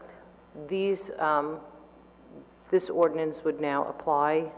Is that? Well, yes, but we have to introduce it, Well, I'm just week. asking in terms of timing, because I think this is such an improvement that I think in terms of timing, So I know that's the intent, I just want to make sure that that's... We'll do that next week. Right. So if we can introduce it next week, when it can adopt in February, it'll be effective in March, which is just about the time they start putting out the chairs anyway, so. Right. If we have any applicants come in now, I think I had one person just inquire, they weren't ready yet. We normally mail them in January. The majority of people don't run in the door until the first nice day, and then they all want it that day. It could very easily just be said, there's some new changes, we won't be issuing until March 1st this year. I think that's a good idea. Once it is adopted and ready, we'll mail the notifications with the new information and everything as well. Thank you. Thank you. You're welcome. Thanks. Okay. I think I'm going to stay and we're going to talk about dumpsters. Yeah, we'll go to the dumpsters. So the next one was dumpsters on private property, and I know that Councilman Voigt had asked about this. We do have a dumpster ordinance currently, but it pertains to public property in residential zones and where dumpsters can be placed, such as in the street, if there's a renovation or a addition or something being made.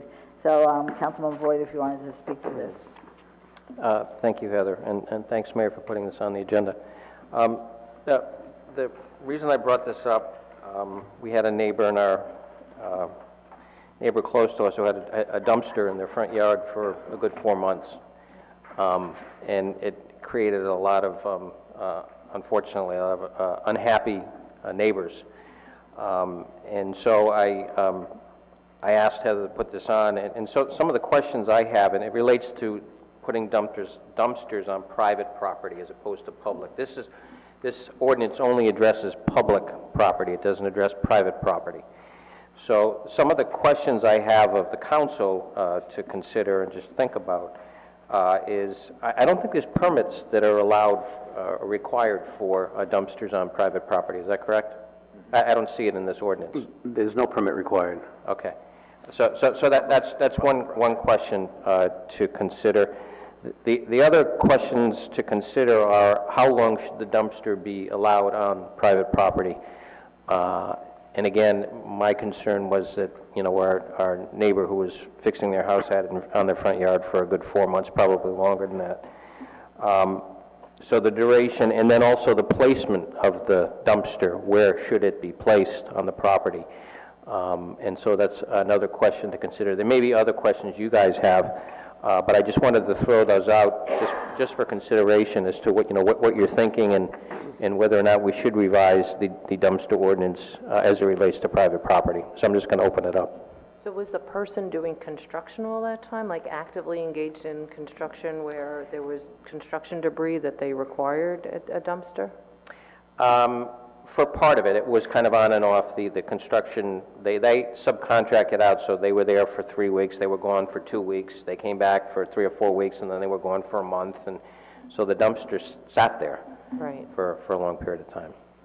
And then in terms of placement, I would imagine that a dumpster typically comes in, it has to be trucked in. I would imagine that it would be precarious to place it anywhere other than the front driveway or the front of the house, right? There's no place really to place a dumpster?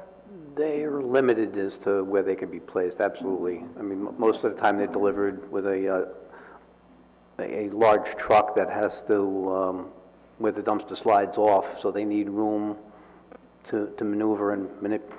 And they need height because of wires and other, whether it's trees, wires, other, things that might obstruct.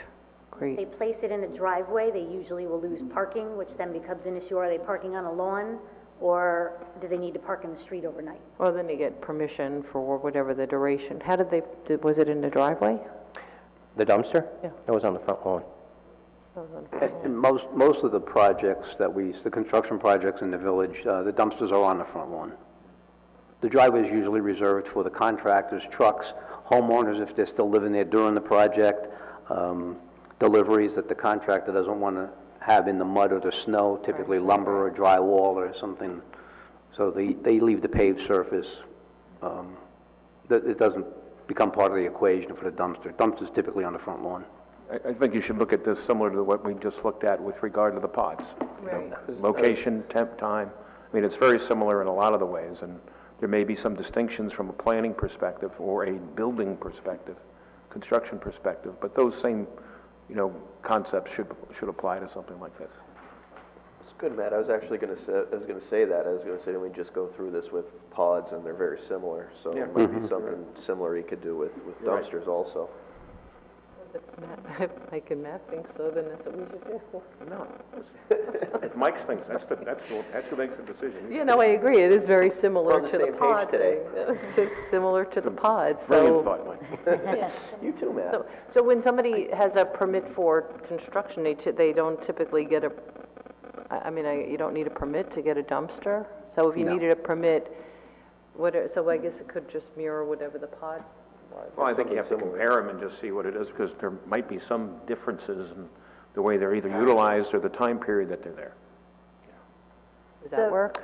Does that work? Yeah, so Matt, are you suggesting we revise it similarly to what the pods look like? Well, I think you look at, I think when we talked about pods, it is a, when we talked about pods, we talked about location, we talked about duration, we talked about a permit, we talked about an extension on the permit.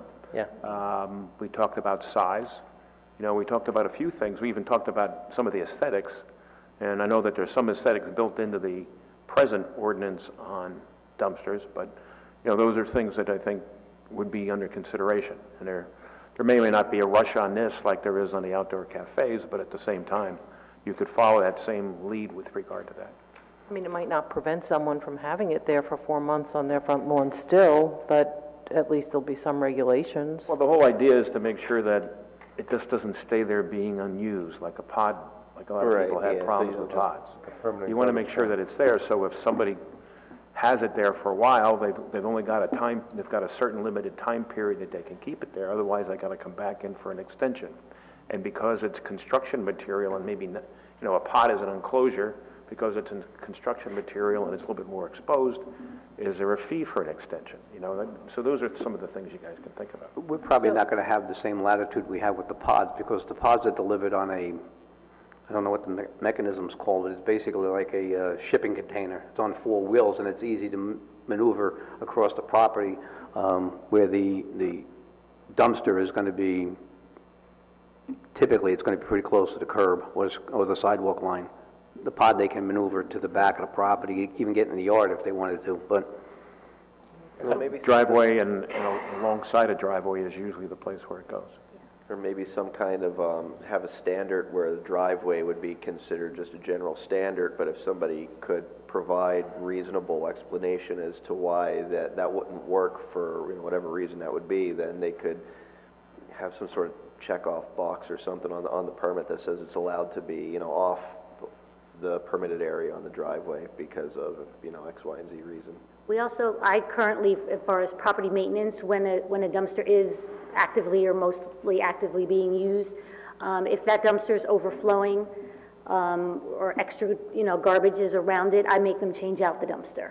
So we do try and keep as much as a dumpster can be neat.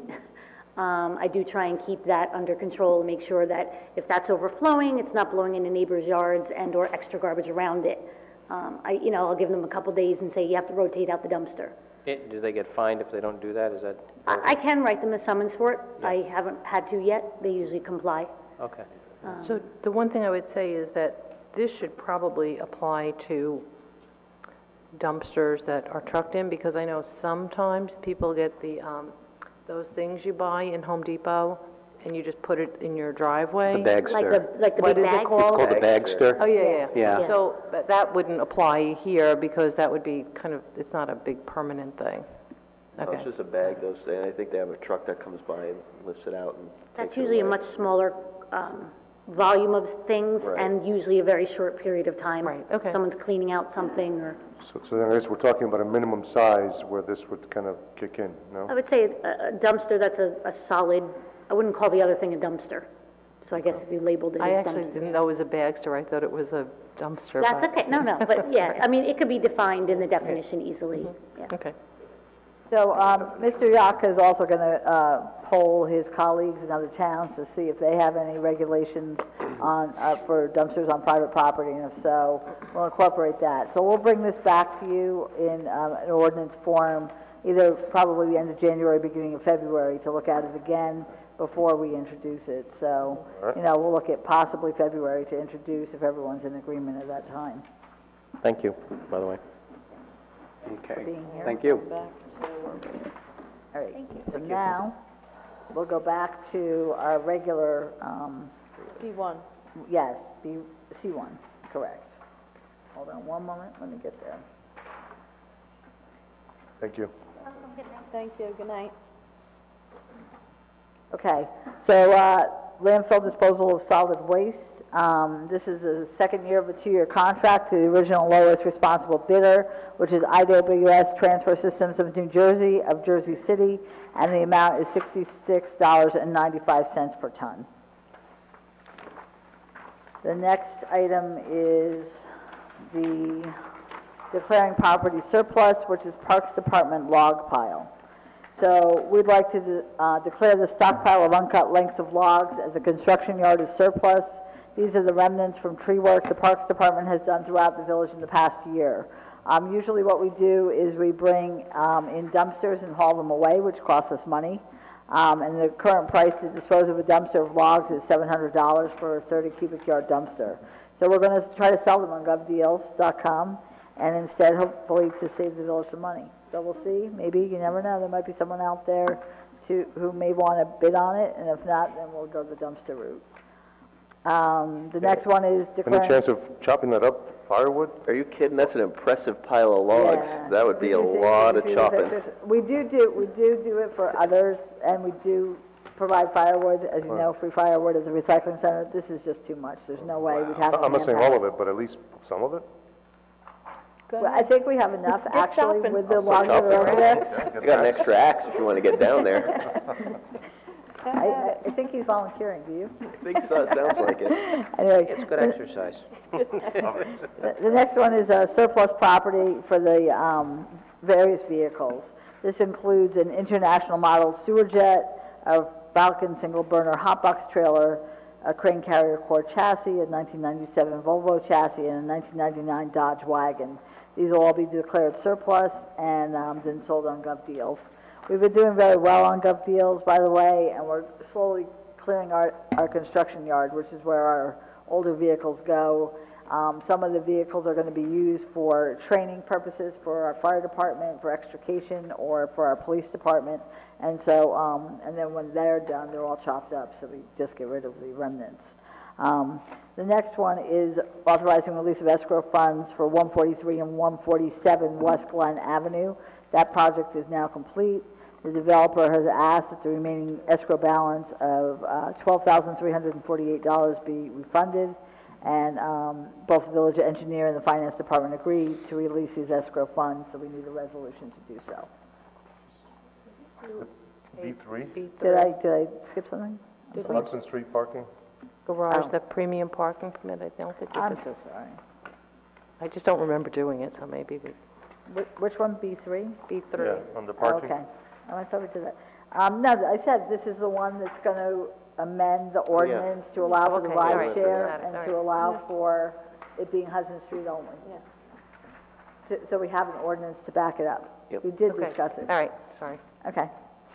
All right, so this is to release these escrow funds for the projects that's complete. The next one is awarding contract for recreation program instruction for this year. Every year they go out for proposals. 8 proposals were received, and that's 7 returning vendors and 1 being new. In addition, they have other vendors who do specialized things that they've worked with in the past, and they're going to also have them be approved. The Recreation Division does not commit to all offerings in the proposal, and pricing is negotiable throughout the year, and the fees for these, the contracts are paid for through user fees. So, but this is just to approve hiring these vendors. So I have a question on this, Heather. Okay. So we have a number of businesses that responded with proposals. Correct. And then we have a list that did not offer proposals. But will negotiate, work with them on pricing. But when I'm looking at the request for proposal, there's some requirements in that those that responded would have complied with, and those that didn't respond would not necessarily then have that information on file. So for instance, on the request for proposal, I think it has a request for the annual criminal background check on employees. So those that didn't respond aren't complying with the request for proposal. So they're not, if I'm understanding this correctly, so they're not issuing their business certificate, they're not going... They would need a BRC in order for us to pay them. So let me check into it, because it may be that we require them to adhere to all these things like insurance and like the background checks. And so let me check into it and get you that information, because I don't know for a fact that that's the case. Right, I mean, because there's just a whole bunch of liability, there's a whole laundry list of things, and I just wonder why, if, I guess, 10 or 11 completed the request for proposal, then why wouldn't we just ask everyone to complete the proposal as well? Right, I understand. Let me find out. And I'll get that to you before next week's meeting. Thank you. Okay. The next item is the shared services agreement with the Board of Education for the school resource officer. We have received a resolution from the Ridgewood Board of Education for a shared services agreement for the funding and establishment of a school resource officer. We will have a resolution to approve the shared services agreement and then an agreement to sign. So as you recall, we were paying all of it in 2018, but the Board of Education has agreed for their budget year, which is to July 1st, June 30th, that they will fund until that time, and then I guess they reconsider for the next fiscal year. So the next one is on the Graydon Pool membership fees. I just want to give a summary before we discuss it. I want to just point out that guest passes for non-resident members. So if the member is a non-resident, then a $20 fee, this is the proposal, a $20 fee is charged per guest, regardless. If a non-resident is bringing a resident, the resident would simply buy a resident guest pass for $15 a day. So there would never be an instance where a resident is being charged more than the $15. For the coupon booklets, it's adult resident seasonal members can buy the coupon books. It's 11 coupons for $150. I think the council has expressed the fact they do not want an expiration date, so we won't do an expiration date. And obviously, if a new council comes in 2 years, because this is for 2 years, a new council comes in and they don't want to have the coupon booklets, I would think they would give a certain time frame within which they had to be redeemed. Then the other thing I wanted to point out, you had asked about non-resident members. Okay, so they're not residents and they're members of Graydon, and the guest pass is purchased. So in June, this is 2018, in June 318 were purchased. In July, 361 were purchased. In August, 251 were purchased. And in September, 55 were purchased. That's 985 total.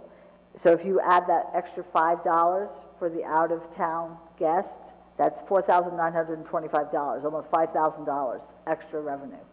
So, you know, I think it's substantial. I think, again, that if I were an out-of-town guest of someone, I would expect that I would pay more than someone who lives in Ridgewood. But, you know, I don't, that's up to you. If you want to keep it at 15, we can do that. But again, they are people who, you know, the non-residents are paying more for their membership. That's a fact. Again, if I were a non-resident, I would think I would pay more for, you know, being out of town. And then the request or the proposal is for $5 extra for their guests as well.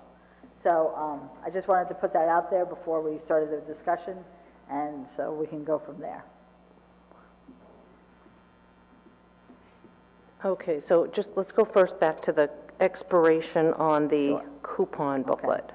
So Matt, because Matt and I kind of had this conversation, so do you want to just elaborate on what the law provides and what we have to do? Well, there isn't, what we're able to find out is that coupons are considered similar to gift cards, and that in the state of New Jersey, the law has recently, over the last 5-10 years, been amended several times, but right now, if there is no statement on a gift card that there's a termination date, it doesn't have a termination. If there is, they can't be any sooner than 5 years.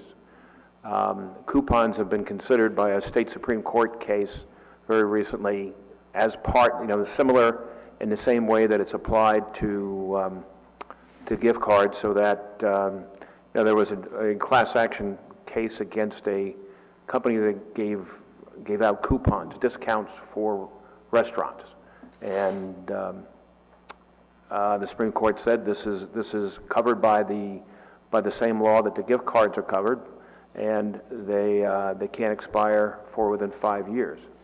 So there hasn't been anything out there in terms of a public entity coupon, but when you look at the thinking and the reasoning that the court used, you know, more than likely there's a good chance that it would find that the coupon would not have an expiration.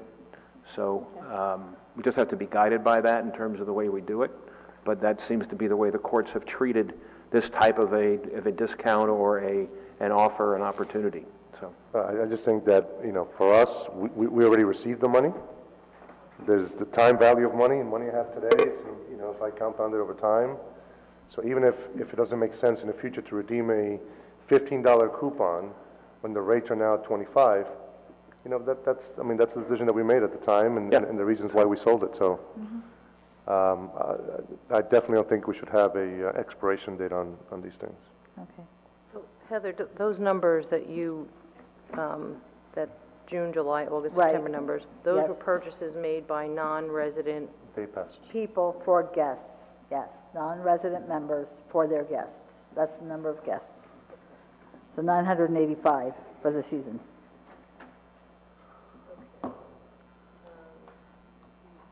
So everyone, I just want to make sure everyone's in agreement, no expiration date, correct? Correct. Okay, that's fine. Everyone in agreement with the $20 differential for non-residents? You know, I'm not sure, because if there's a drop-off, that $5, that $4,000 that you're making might be quickly eroded if people just say, you know what, that's just pricing me out of this day, no? You don't think? You know what, again, $20, family of four, $80. There's not a lot you can do for $80 out there. Okay. I mean, that's just my opinion. It's certainly whatever you want to do, we'll do. I mean, if everyone else, nobody else seems to be objecting, it's okay. All right, so we'll leave it at $20 for the non-resident guests. Yep. Okay. And then I think that covered what we would, the only other thing was the coupon booklets, which we discussed. Again, no expiration date.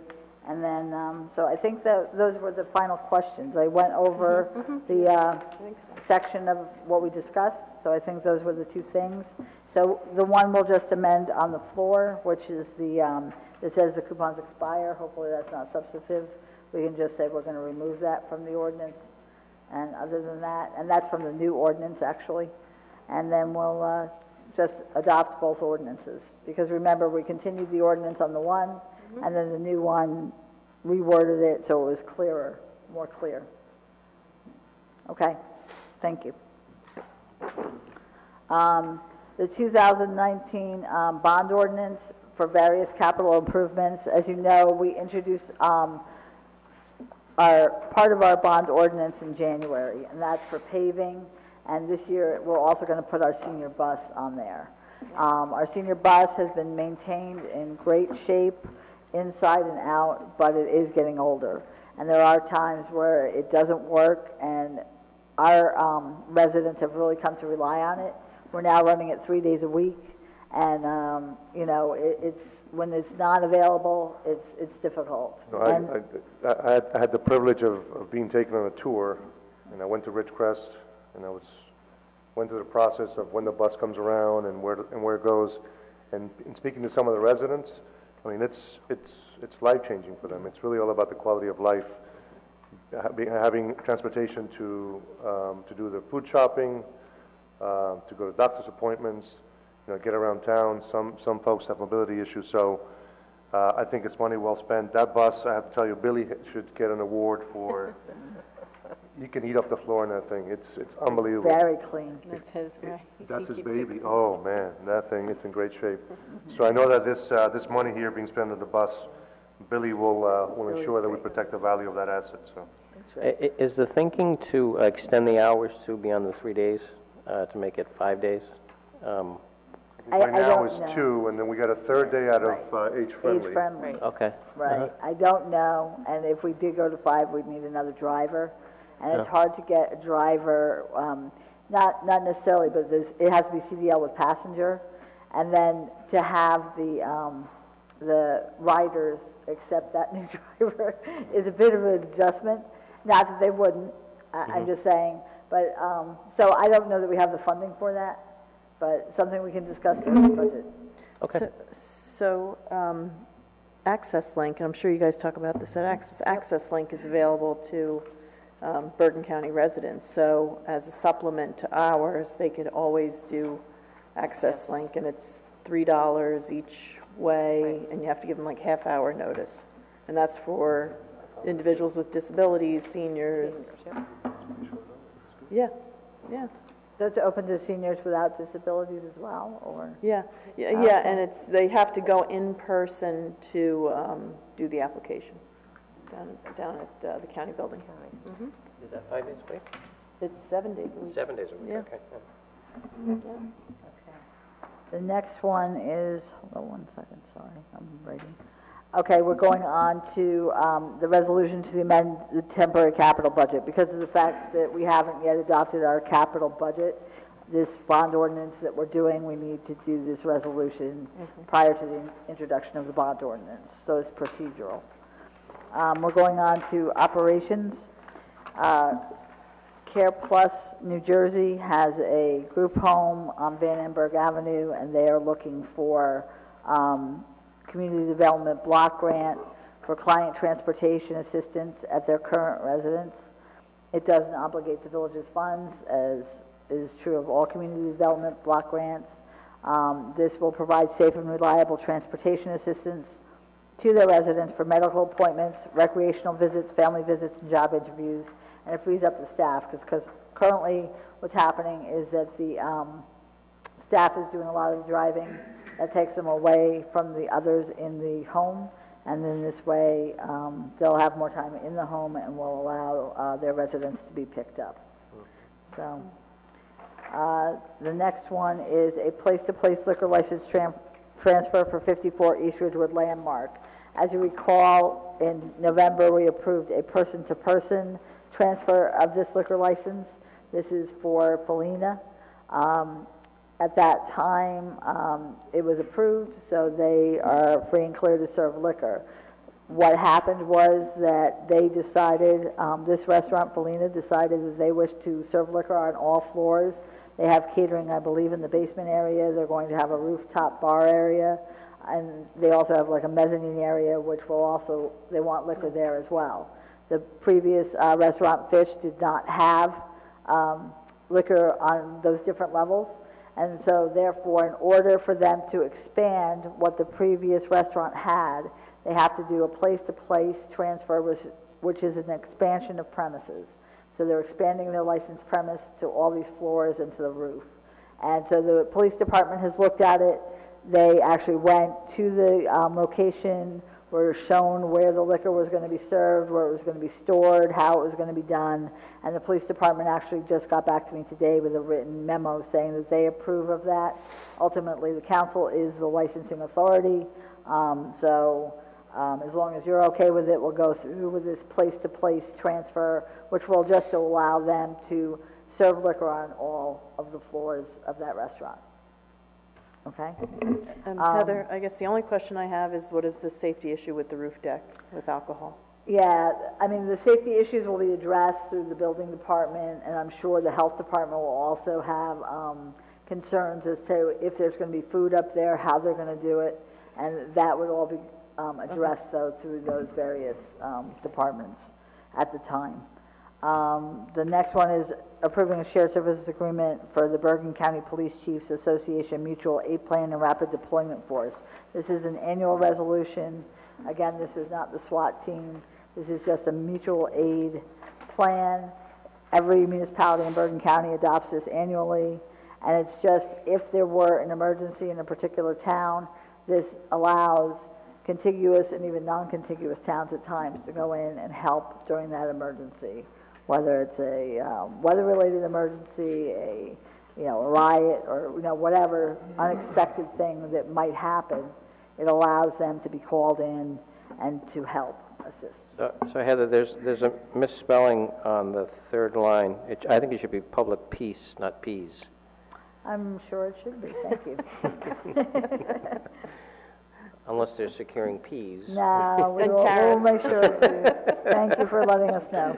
Yeah. Thanks. So the last piece is to review next week's agenda. Right, I'm done. Okay. So we have one proclamation for Jamboree Days. We have resolutions from Ridgewood Water for award of contract for East Side Reservoir improvements, Title 59 approval and award of contract for landscaping services, Title 59 approval and award of contract for line stop and valve insertion, Title 59 approval and award of contract for servicing and repair of electric source, award of contract for water billing and data collection services, Title 59 approval and award of contract for furnishing and delivering sodium hypochlorite solution. Title 59 approval and award contract servicing and repair of portable water pumping facilities. Award professional services contract per and polyfluoroalkyl substances planning and treatment study. Award contract asbestos abatement and boiler replacement at Glen Avenue, and award contract for laboratory analysis services. Introduction, bond ordinance for street paving and streetscape and purchase for senior bus. Amend Chapter 265, vehicles and traffic, parking at the train station lot after 6 p.m. Amend Chapter 156, food and food handling establishments, outdoor cafe regulations. We'll wait on the dumpsters until later. We're going to amend Chapter 265, vehicles and traffic, Ridgewood premium parking permit for the Hudson Street parking lot and the use of the rideshare arrangement. The public hearings are amending Chapter 145, fees for adopt-a-tree and memorial benches, amending Chapter 190, land use and development for establishing regulations for temporary storage containers, and then amending Chapter 145 for the fees for the temporary storage containers, amending Chapter 145 fees for grade and pool membership fees. And then we have the continued public hearing on amending Chapter 145 fees on the grading pool membership fees and the tenants membership fees. The resolutions authorizing the tax assessor, tax collector to file appeals and/or settlement stipulations. This is annual resolution. Award contract landfill disposal of solid waste. Award contract 2019 recreation program instruction. Again, I'll get you that information prior to next week's meeting. Resolution authorizing the bond sale for funding the Hudson Street parking garage. Approving a shared services agreement for the school resource officer. Approving a shared services agreement for the Bergen County Police Chiefs Association Mutual Aid Plan and Rapid Deployment Force. Declaring property surplus, the Parks Department logs. Declaring property surplus for various vehicles. Authorizing the temporary capital budget. Certifying compliance with federal civil rights requirements. This is an annual resolution. We did it for the first time last year. We have to do it every year, and we actually have to file it when we file our budget and show them that every year we renew this commitment. So every January we'll be doing this resolution. Authorizing release of escrow funds for 143 and 147 West Glen Avenue. Endorsing the application for the Community Development Block Grant for Care Plus New Jersey, and approving the place-to-place transfer of the liquor license for 54 East Ridgewood Landmark expansion of licensed premises. Do you want any of those off of the consent agenda? No. Okay, thanks.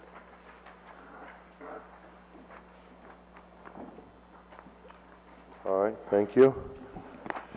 We'll go back to public comments, not to exceed 5 minutes per person. Good evening. Ellie Gruber, 229 South Irving. And Councilwoman Walsh, it's not just the elderly, it's people with big feet also have a hell of a time getting out.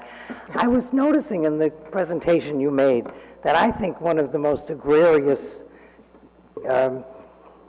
walls in town is the one in front of Its Creek to me. I bang my door on that wall. It isn't movable. It isn't taken down. It's the only solid wall in town, and I don't understand why it's never mentioned in any of the presentations. I really feel it's very, very hard. If you park a little bit in front of the wall, you can't get out. It's the only one in town that is the way it is, and I really think it has nothing to do with outdoor cafes, I guess, but if you're talking about walls and barriers, I mean, this is a doozy, and I don't know too many people who don't complain about it. I mean, you know. The second thing is, and talking about getting out of the cars, years ago when they, quote-unquote, improved the downtown district, they made round little low brick things. That also you bang your door on every time, and I think the Shade Tree Commission is going to have a presentation in order to make the trees thrive, to get rid of them, and I say yay, because that's a problem. But I really think, I'm not the only one who complains about this. It seems like it's, how did that happen? Did it just go up all of a sudden? And it's a bothersome thing. It's a very busy area of Ridgewood Avenue. People, you know, they go to the bank isn't there anymore, but there is another bank. They run into the UPS. That spot is always busy. And I think it should be looked at. That's all. Thank you.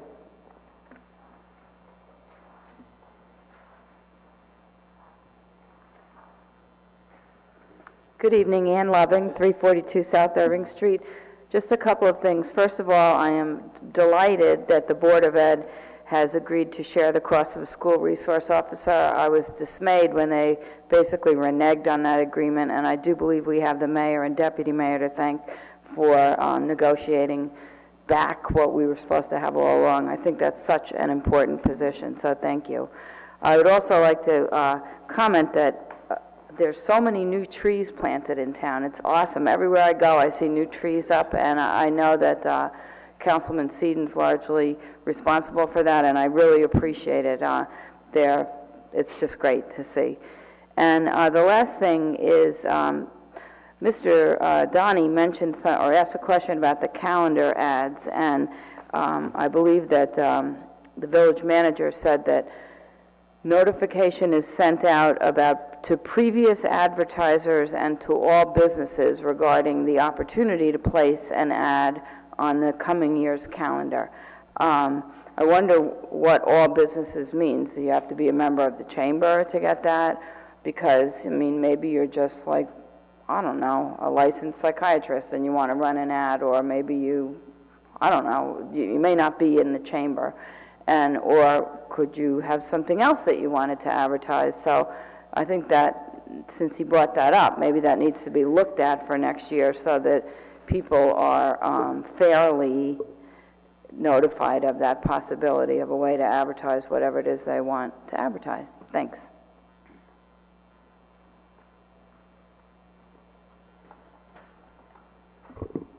Marcia Ringel, 250 Ferris Place, Ridgewood. I have a question about, I couldn't hear exactly, but it sounded like there was a number for how much money was made for grading guests of non-residents. They're not allowed. This is the first time they've ever been allowed to bring guests. In fact, in the yellow book over there, for a previous fee, it says NA for non-applicable. $5. And Nancy told me that in person. She said, no, non-residents have never been allowed to bring guests. So did I mishear that there was a figure for that? No, what I said was if we were to charge, it's a $5, it would be $5 more than the other, and so that $5 difference for 985 guest passes would be $4,925.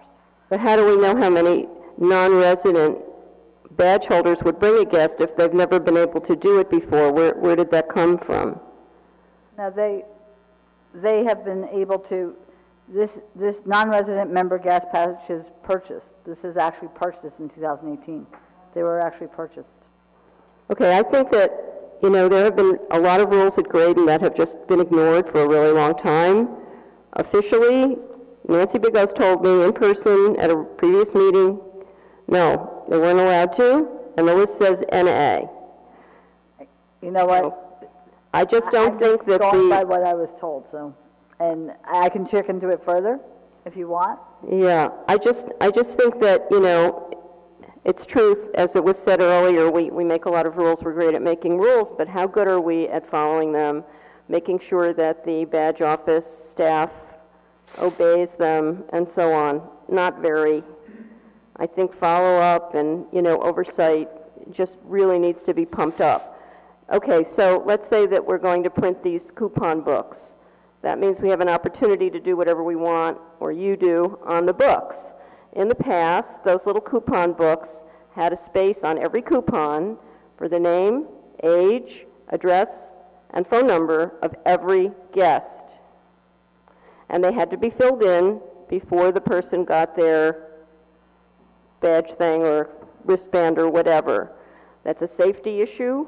Many other pools do that, and you know who's there. How old are they? That 2-year-old is a guest, has never been here before, whatever. In addition, I think it would be very useful to print on the cover of the book whatever the rules are. For example, if it is decided, as I'm getting the impression that it will not have an expiration date, which is excellent, I'm glad to hear that, it should say that, because leaving it off doesn't really help people understand what the rules are. They're going to just keep asking, can I use this next year? It'll save the staff a lot of questions, and it'll make things much clearer to people. No expiration date, or can be rolled over, or whatever it is. And then, any other rules that are important, there's a good opportunity to put them in front of people by just printing it right on the book. So that would be my recommendation. And in addition, I wanted to just mention my thoughts about those barriers downtown. I think it's wonderful that a program is being pursued in detail. I think it has become a problem. Mr. Rogers mentioned two things, safety versus aesthetics, and making determinations about that. But I think also, maybe this is a subtopic of aesthetics, the tone, like if you say yes, they can have an ad on it. Maybe that ad should be approved by the Historic Preservation Commission or something like that, so it's not too ugly or big or something, or possibly just say no ads on them, which I think would be a lot classier, because I'm just concerned maybe we're thinking in terms of revenue versus overall appearance, which is really important. The suitability for the town, it just should be reviewed completely. Also, to say that the barriers are movable is a really good idea, but a movable barrier might blow away. Are we going to stipulate that they have to be held down by some amount of force or something like that, so that we know that although people can move them, they won't just get knocked over or blown away and become safety hazards. And also, I think that if new ordinances are written, or a new ordinance is written, it can say there will be no grandfathering. In other words, just because something has been up, like that infamous wall in front of It's Greek to me, that doesn't mean it can stay. That these new rules will apply to everyone, present and future, and that, after X period of time, Thank you. It must go. Okay, thank you.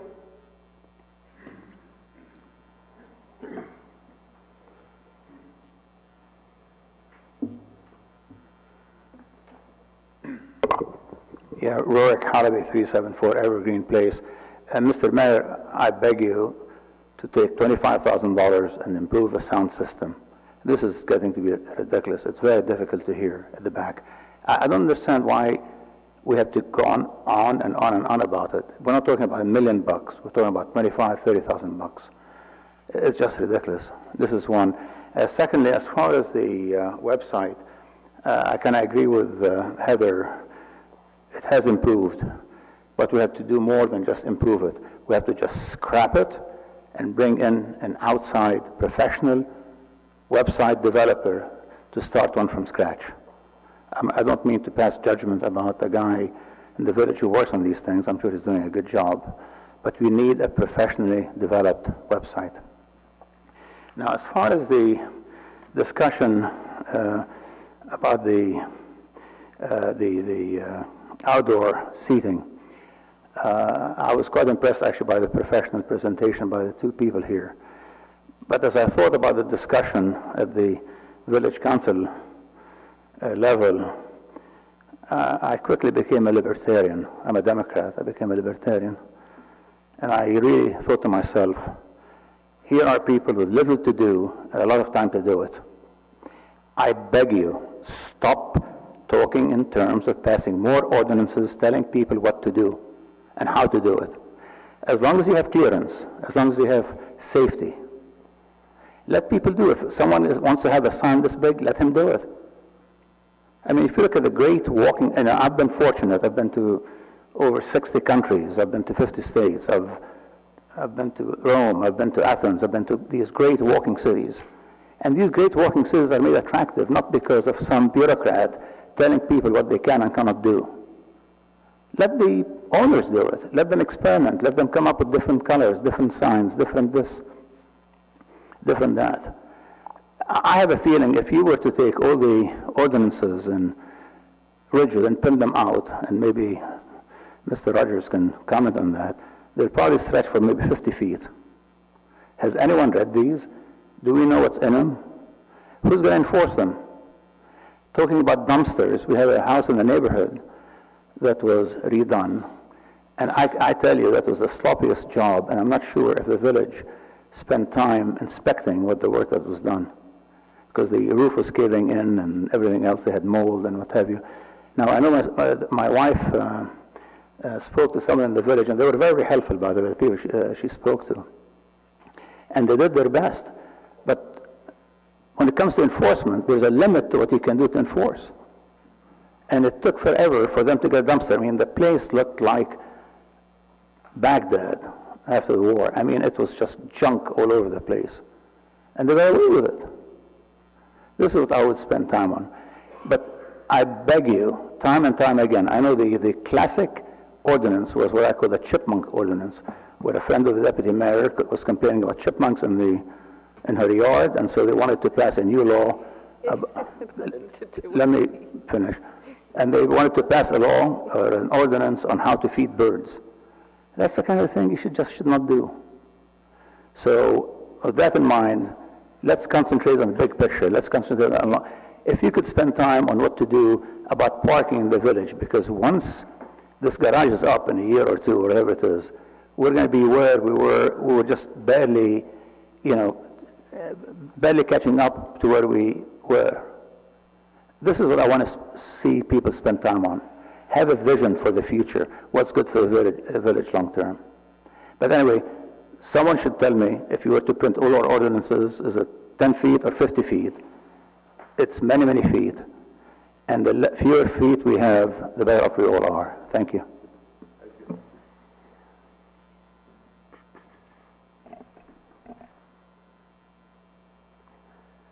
Good evening, Boyd Loving, 342 South Irving Street.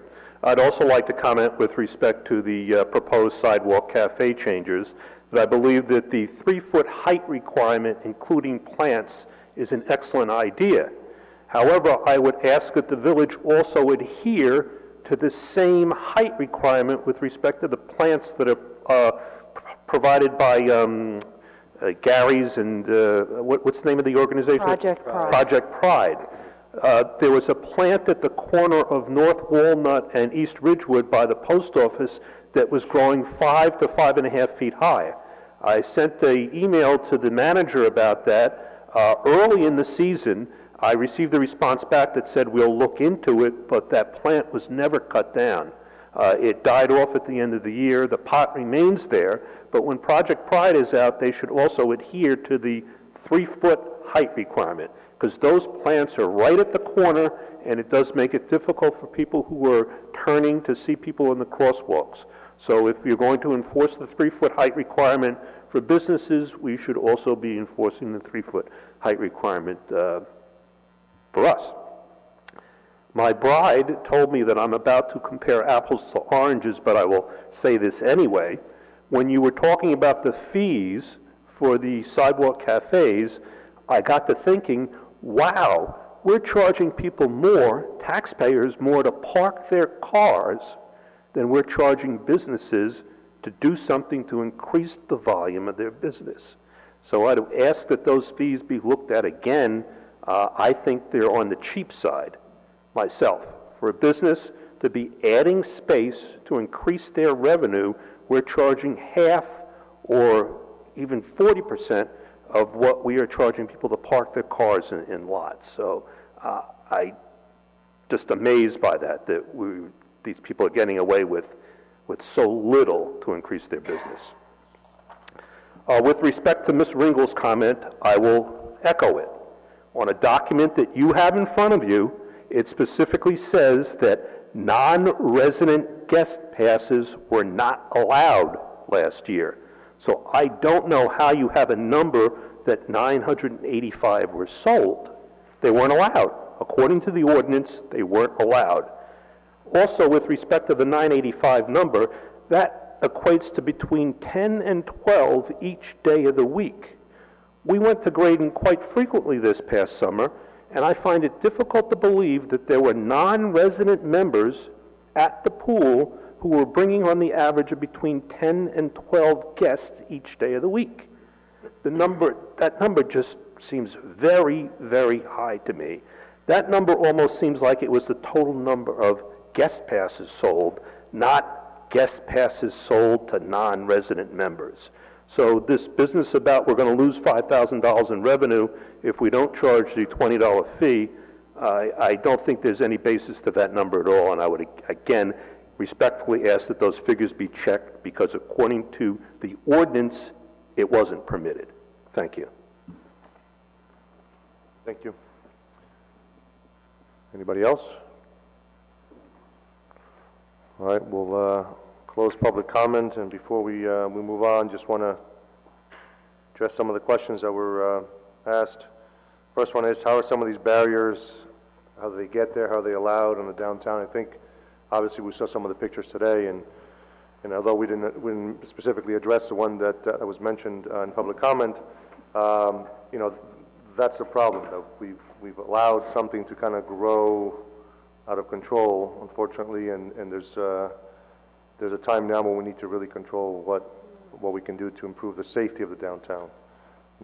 The conversation really wasn't about the aesthetics, it was really about the safety and having the proper clearance, 52-inch right-of-way, for people to be able to walk and get through, and so folks don't have to take their baby strollers onto the street, and people are able to exit their vehicle without damaging their cars or having to get out onto a busy street. And you know, just to make sure that we're, you know, equally applying all the regulations to everyone.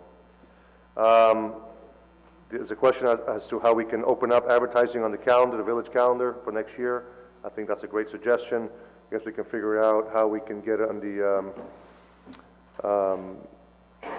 list of all the businesses in town, because it's not, I mean, right now we're not targeting just chamber members or guild members, but just to find a way that we can open that up. We'll certainly think of a better way to do that for next year. With regard to the information about the non-resident passes, I think there's some confusion. Maybe we'll just double check the numbers there just to make sure that we're talking about the same thing. I was kind of shocked by the number of non-residents, especially if it's apparently not allowed previously. There was also a question as to whether or not the coupon books will have the information, the guest information on the back of the coupon. I mean, now if you purchase a guest pass, you're going to fill out a sheet of paper, a lot of information. So your name, your address, email address, phone number. There's a lot of information that goes on. I would imagine that we would simply do is just take that coupon, maybe staple it to that form, and have the information on file for safety reasons, and also to have a registry of who's attended the pool. And then there was also a question about the sound system. I know that we had been looking at the different designs, the different equipment that we're going to put in. I know there's going to be some treatments to the floor and so on. Do we have an update on that, Heather? I believe we're at the point of ordering the sound equipment. We're also, as you know, working on the cameras, and that looks like that install won't happen till late February, early March. So it may all coincide around that time. But we're gonna, if we can do the audio sooner, we will. Okay. I think a lot of people in the audience would be happy to see that happen. Okay, so with that, I'll take a resolution to go into closed session. Be resolved by the Village Council of the Village of Ridgewood that the Village Council meet in closed session on January 9th, 2019 at 7:30 p.m. or as soon thereafter as the matter on the agenda can be reached, and that said closed session be held in the caucus room of the Ridgewood Village Hall, 131 North Maple Avenue, Ridgewood, New Jersey. Be it further resolved that the matters to be discussed in closed session are limited to legal matters to include Board of Education, elections, Ridgewood water rate litigation, contract personnel matters to include PBA negotiations, and personnel matters to include boards and committees. These matters are allowable under NJSA 10:4-12 at sec. Be it further resolved that the minutes of this meeting shall be made available to the general public when such matters have been deemed completed by resolution of the Village Council. Can I have a motion? Second. Aye. Good night. Thank you.